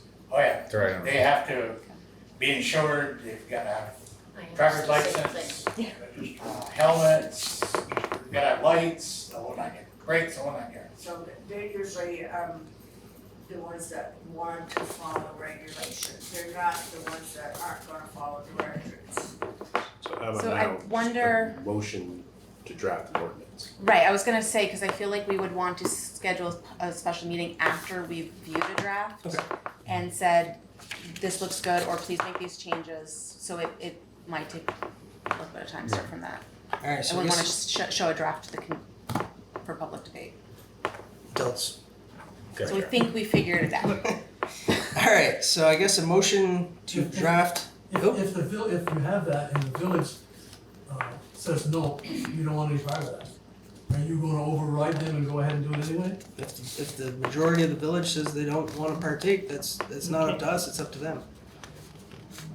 I think what he's saying, if we're voting on it ourselves, that we would reflect the Yeah, vote of right. of the people in the room Yes. during that meeting. So right now, we're just making a motion to draft a proposed ordinance for ATV, UTV access to the village. Did I word that correctly? Yes. Someone want to make a motion? You putting I'll a make the motion? motion. Is it Abby or I doing this? I will quickly throw him under the bus on that one. Alright, for John to draft a proposed. John the draft, okay, I see how that works. Do we have an attorney that can do Leonard made a that? motion, Second. David seconded. All those in favor of making a proposed draft ordinance? Say Nice aye. try though. Aye. Good try on that one. Opposed? So moved. So then that ordinance ordinance will go before the public. Yes. It's just the draft ordinance. Right now, we're just making a just draft. drafting ordinance. We'll make a draft and then we will post for a public meeting to discuss the draft. And then if it's passed, then you still have to have that 45-day comment period. And then at which point you can decide after that. We include the public meeting, right? Right. Correct. If you let me know, I can make sure that put that on our CA mailing. And that meeting is just so that business group is. That'd be helpful. So part of the the reason rationale is increasing business, and if the Right. business community thinks it would increase business, that makes a difference. If they think that it wouldn't, yeah, we wanna hear from people. Definitely appreciate everybody's comments for or against. I like to hear both sides of the story, for sure. We'd like to thank you also for bringing it up, working with us. All right, Thank you. thanks, guys. All right, let's You wanna hear. hear what I have to say? Really? Thanks. I'll stick around. No, you're not. It's not that exciting anyway, is that what do you have on there? Let's get. Oh yeah, pretty exciting. We got managers' minutes. It's gonna be exciting. Yeah. I believe him, I trust him. They all leave when it's your Bribery, turn, I mean, John. start handing stuff out here. Just an update on our sidewalk project in Elm Street. That is now pretty much 99.9% complete. They just have to take down the signs tomorrow. The signage. Ken got our flashing crosswalk sign up today, and all the other signage and painting is done. So that's completed. I was curious about that, is it just the one where Hannaford, or is it going both ways, the flashing? Just the flashings crossing J-View, and then the other is just a normal crosswalk sign that the state will evaluate and determine if they need a flashing crosswalk sign.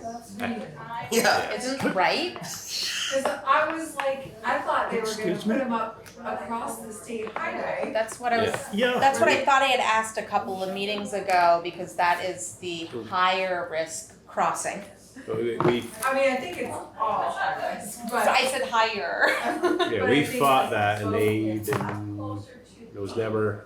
They didn't feel it was. I will say out of personal experience that somebody turning into is paying less attention to somebody crossing versus if you're going straight. So I kind of get that, but I think they should probably both Well, have it wasn't flashing even signs. mandated for us to have the flashing crosswalk sign. The board at the time and Parmelo agreed that it would need to be there, and we split the cost for that above and beyond the grant. So that the engineer actually said it only needed a regular crosswalk sign. We felt, but that's state highway, so we couldn't. Right, we don't have the option. Well, I mean, they also, that's the same people that think we don't need a stop there. Yeah. Right. Yeah, you were here when I asked that question about the map. Sean, were you here? when They we were coming. You discussing said the they're map coming and I asked the back question? to fix the asphalt after they pull the signs. That Munson will be back. Yes, they. I gotta bug them some more, but they were just waiting. We have to work with engineers because they're coming back to finish that project, but they're also finishing the manholes and the.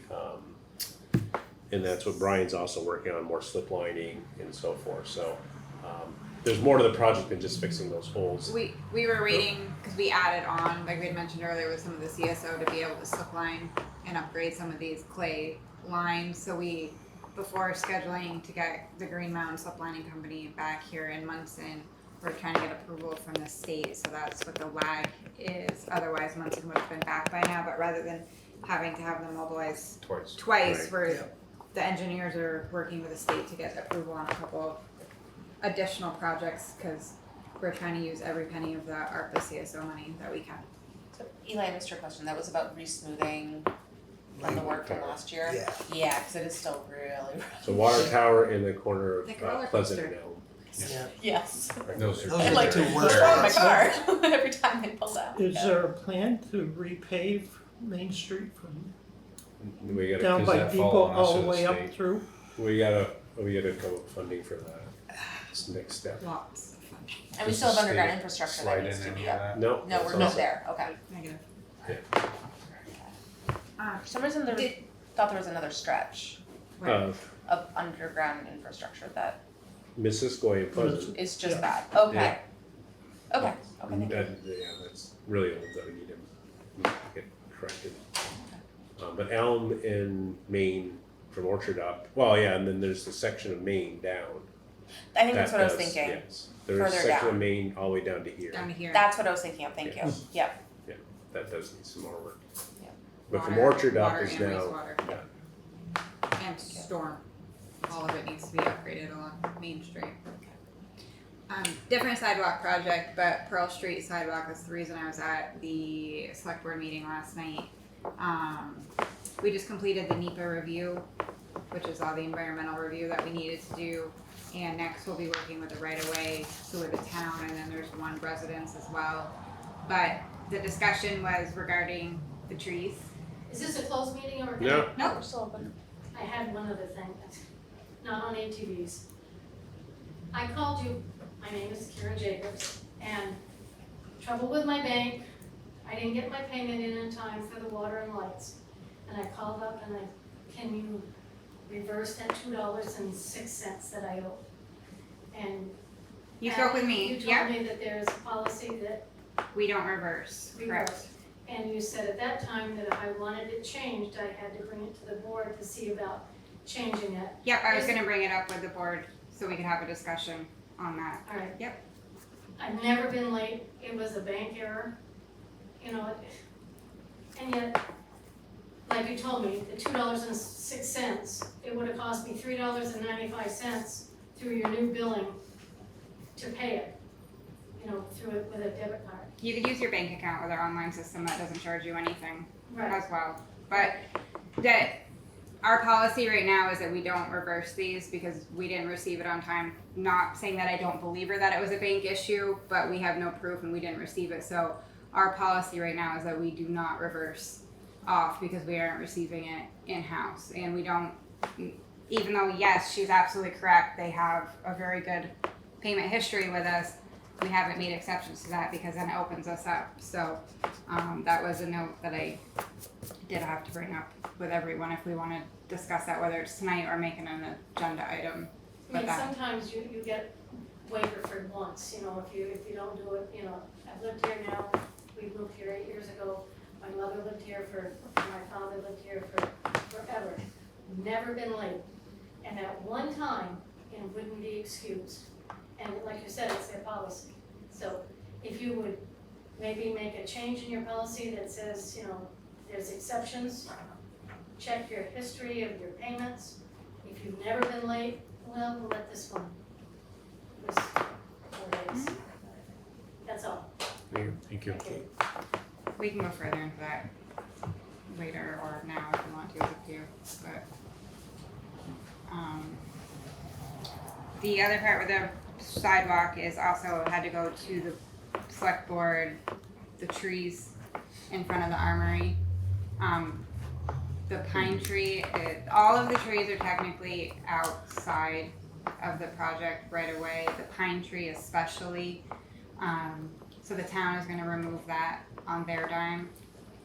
The 4 maple trees are more kind of within, they're just outside of the right of way, but they're more impacted. So those are gonna be taken down as part of the project, and I'm gonna work with the town. There are some grant funding to replace the trees, but the best case scenario is to take them all down because most likely those maples wouldn't survive the construction anyway.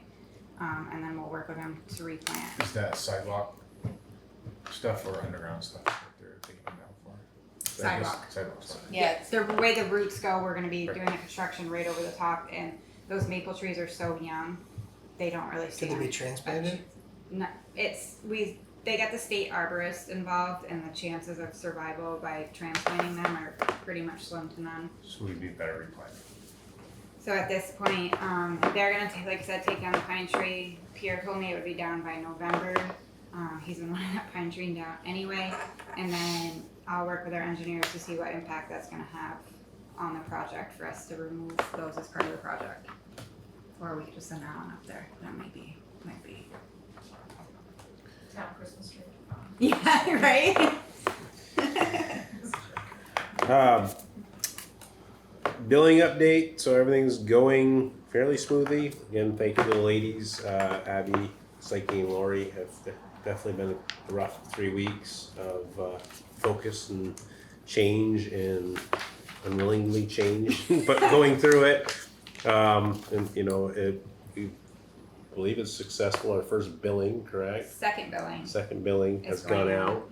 So, so the billing process is going and it's going fairly smoothly. Again, NISC has been great. They've kind of held our hands through a lot of it and are on the phone right away if we need help. We're waiting right now. We're just waiting on MTUs. MTUs is that piece of equipment that goes on the side of the house that's going to radio for our water meters. That's supposed to be in any day now. Our water meters are in.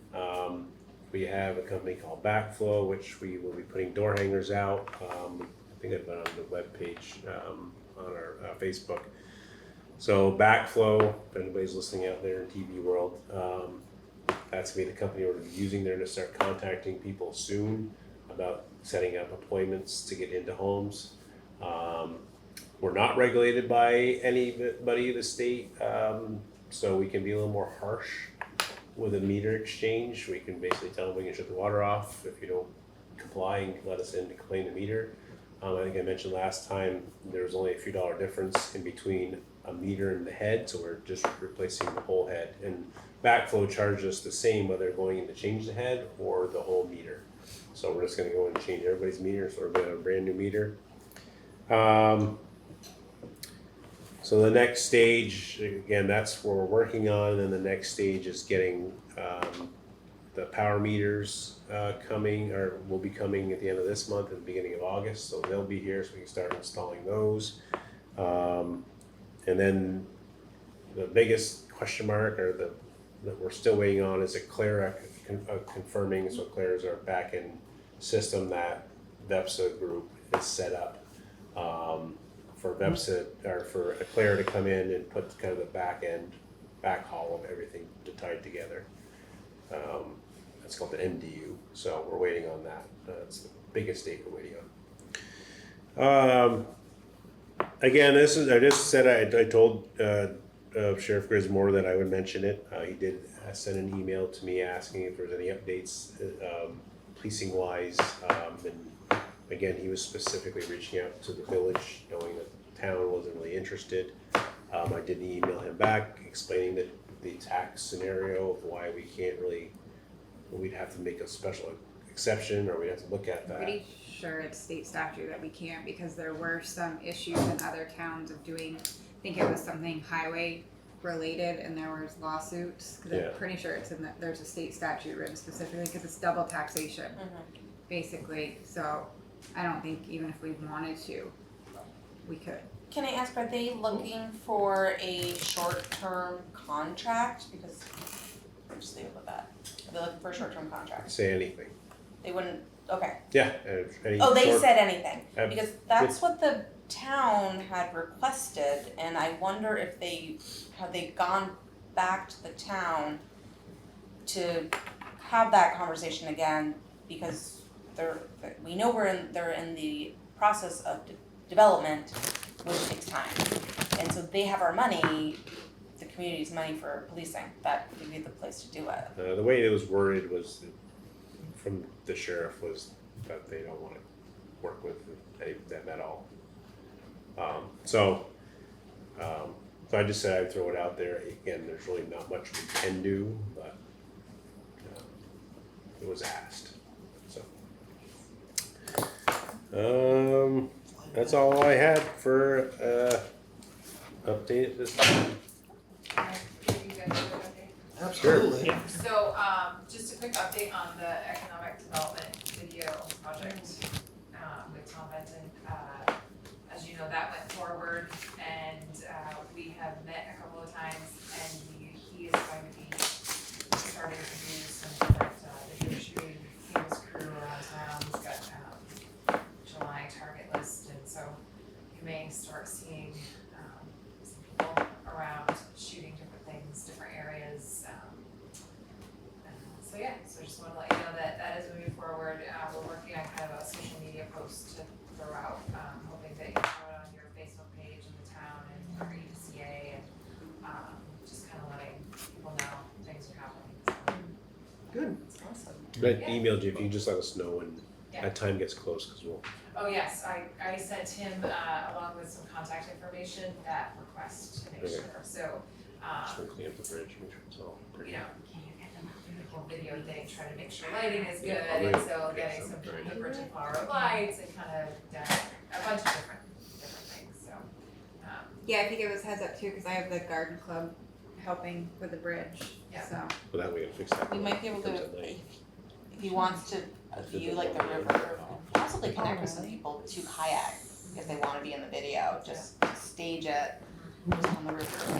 It's beautiful, oh my goodness. On account We are of people so that lucky to be able to wanna be in like the do video a or drive people and know this is have that happening in case space. they don't wanna be around. Yeah, that's what I mean. Yeah. Okay. Oh, I was just saying, it's good for people that wanna be in the video, but we contact, or letting people know in case they don't. Yeah, and I mean, it's more like, Or is it very it's more specific like stuff? shooting, like shots and, Scene. yeah, Scenery. that kind of stuff versus like, you know, like they might show up at like a Summer Sounds concert or a town band concert, or it's more like kind of, I can't say this, I'm not the one doing it specifically, but I envision it's more like kind of wide shot kind of stuff, like, he talked about potentially reaching out to Susan, they have like a raging trivia night at the pub, you know, those kinds of like fun things that you can, cause these are gonna be like, you know, 30 to 45 second, like, there would be multiple video clip things to that are gonna kinda grab you and make you wanna learn more about Enosburg. So this is stuff we're gonna push out. Yeah, it's gonna be pushed out in all kinds. Surrounding, in all kinds of ways to All get kinds people to of come ways. here Yeah. for raging trivia Yeah, night. like, you know, like when you, Good.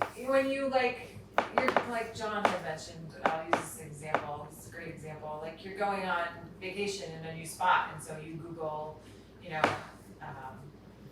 whatever, what to do in, you know, In or around. wherever. Right, And, okay. you know, all these little video clips come up, or, you know, to make you kind of, like, oh, hey, I wanna check out Enosburg, or maybe I do, you know, like, you're a business, or you're thinking of moving to the area, you know, certain things that will make you kind of dive in. That's good. Yeah, it was a pretty good package, and that also included like stuff on the internet so that when people are looking up certain words, like it wouldn't just get lost in internet land.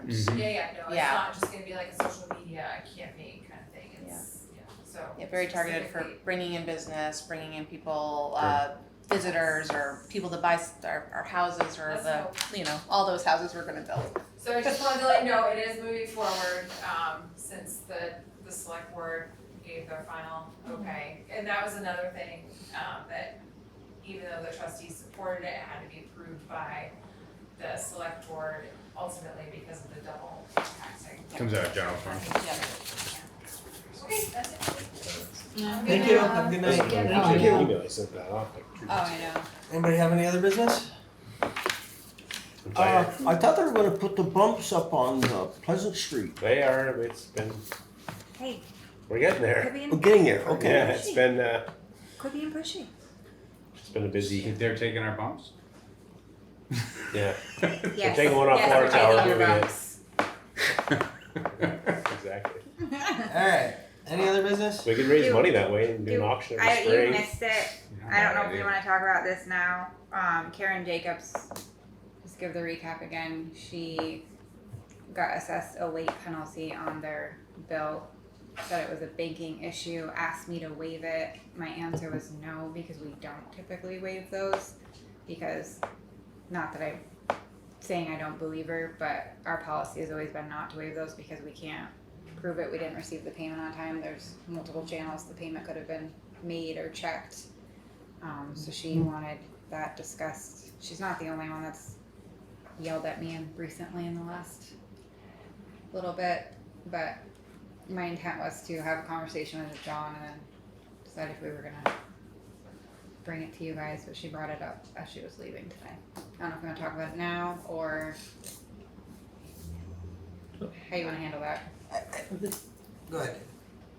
the issue then was external, it wasn't an issue here in-house where the check Correct. was not. It was something with her bank, she stated, not us. We've had other instances. The biggest issue is the couple of scenarios that have been pushed to me lately. People have pretty good billing history, and like they do, but we have stayed very firm to that policy and not made an exception, because if you make an exception for one person, you have to make an exception in all instances. So our practice has been we do not waive the fees, and there's a handful of people that are really angry at me right now because they've stayed firm to that.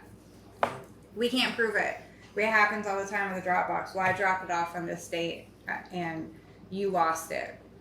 If we didn't process it, we didn't get it. And we have no way of proving that they dropped it off or didn't drop it off. Same thing with this. I know she's saying it was an issue with their bank, but at the end of the day, it's everybody's responsibility to review their account and make sure that their bill's paid, in my opinion. I agree with you. I don't think we should start making exceptions. Okay. I don't know what everybody else thinks, but Well, I'll give you an like example. you said, you I start don't know how to draw the line. making one right, and then where do you draw the line? The billing system. Are we looking into a new billing system? No, the new billing system, is there a potential that this could happen a lot more while we're transitioning? No. No, okay. Let's just make sure. Should make it a lot easier. Should make it a lot more- easier. It's easier to I don't set know up enough auto about it pay. at this point, but. Yeah, no, it shouldn't. This actually gives people more ways to pay, and you can actually go online and view your account now and verify. Because if you go on and make a payment, it's automatic. Where before you would have to wait. Like if you made an online payment, you would have to wait 24 hours essentially, and you couldn't really view your account, but you could get an invoice cloud if you were signed up. But with this, it's pretty much instantaneous. If you may also check, obviously you have to wait for us to go in and process it. But yeah, it's happened. We had another gentleman that was very unhappy and had a few choice words for me in my office recently because again I wouldn't waive, and then he said they weren't going to pay, and I'm like, that's fine, but understand you're going to continue to accrue interest because it's a past due balance, and threw $1 at me and left. So Well, sorry you have to deal with that. yeah, it doesn't bother me at all, but okay, so policy's going to stay as is. We are not waiving fees. I don't believe we should. Policy Okay. is policy. Thank you. Alright. If there's no other business, I'll hear a motion to move into executive session for the purpose of discussing negotiations in which premature public knowledge may compromise the position of the municipality. Move. Heather moved, Leonard seconded, all those in favor? Aye. Opposed? So moved.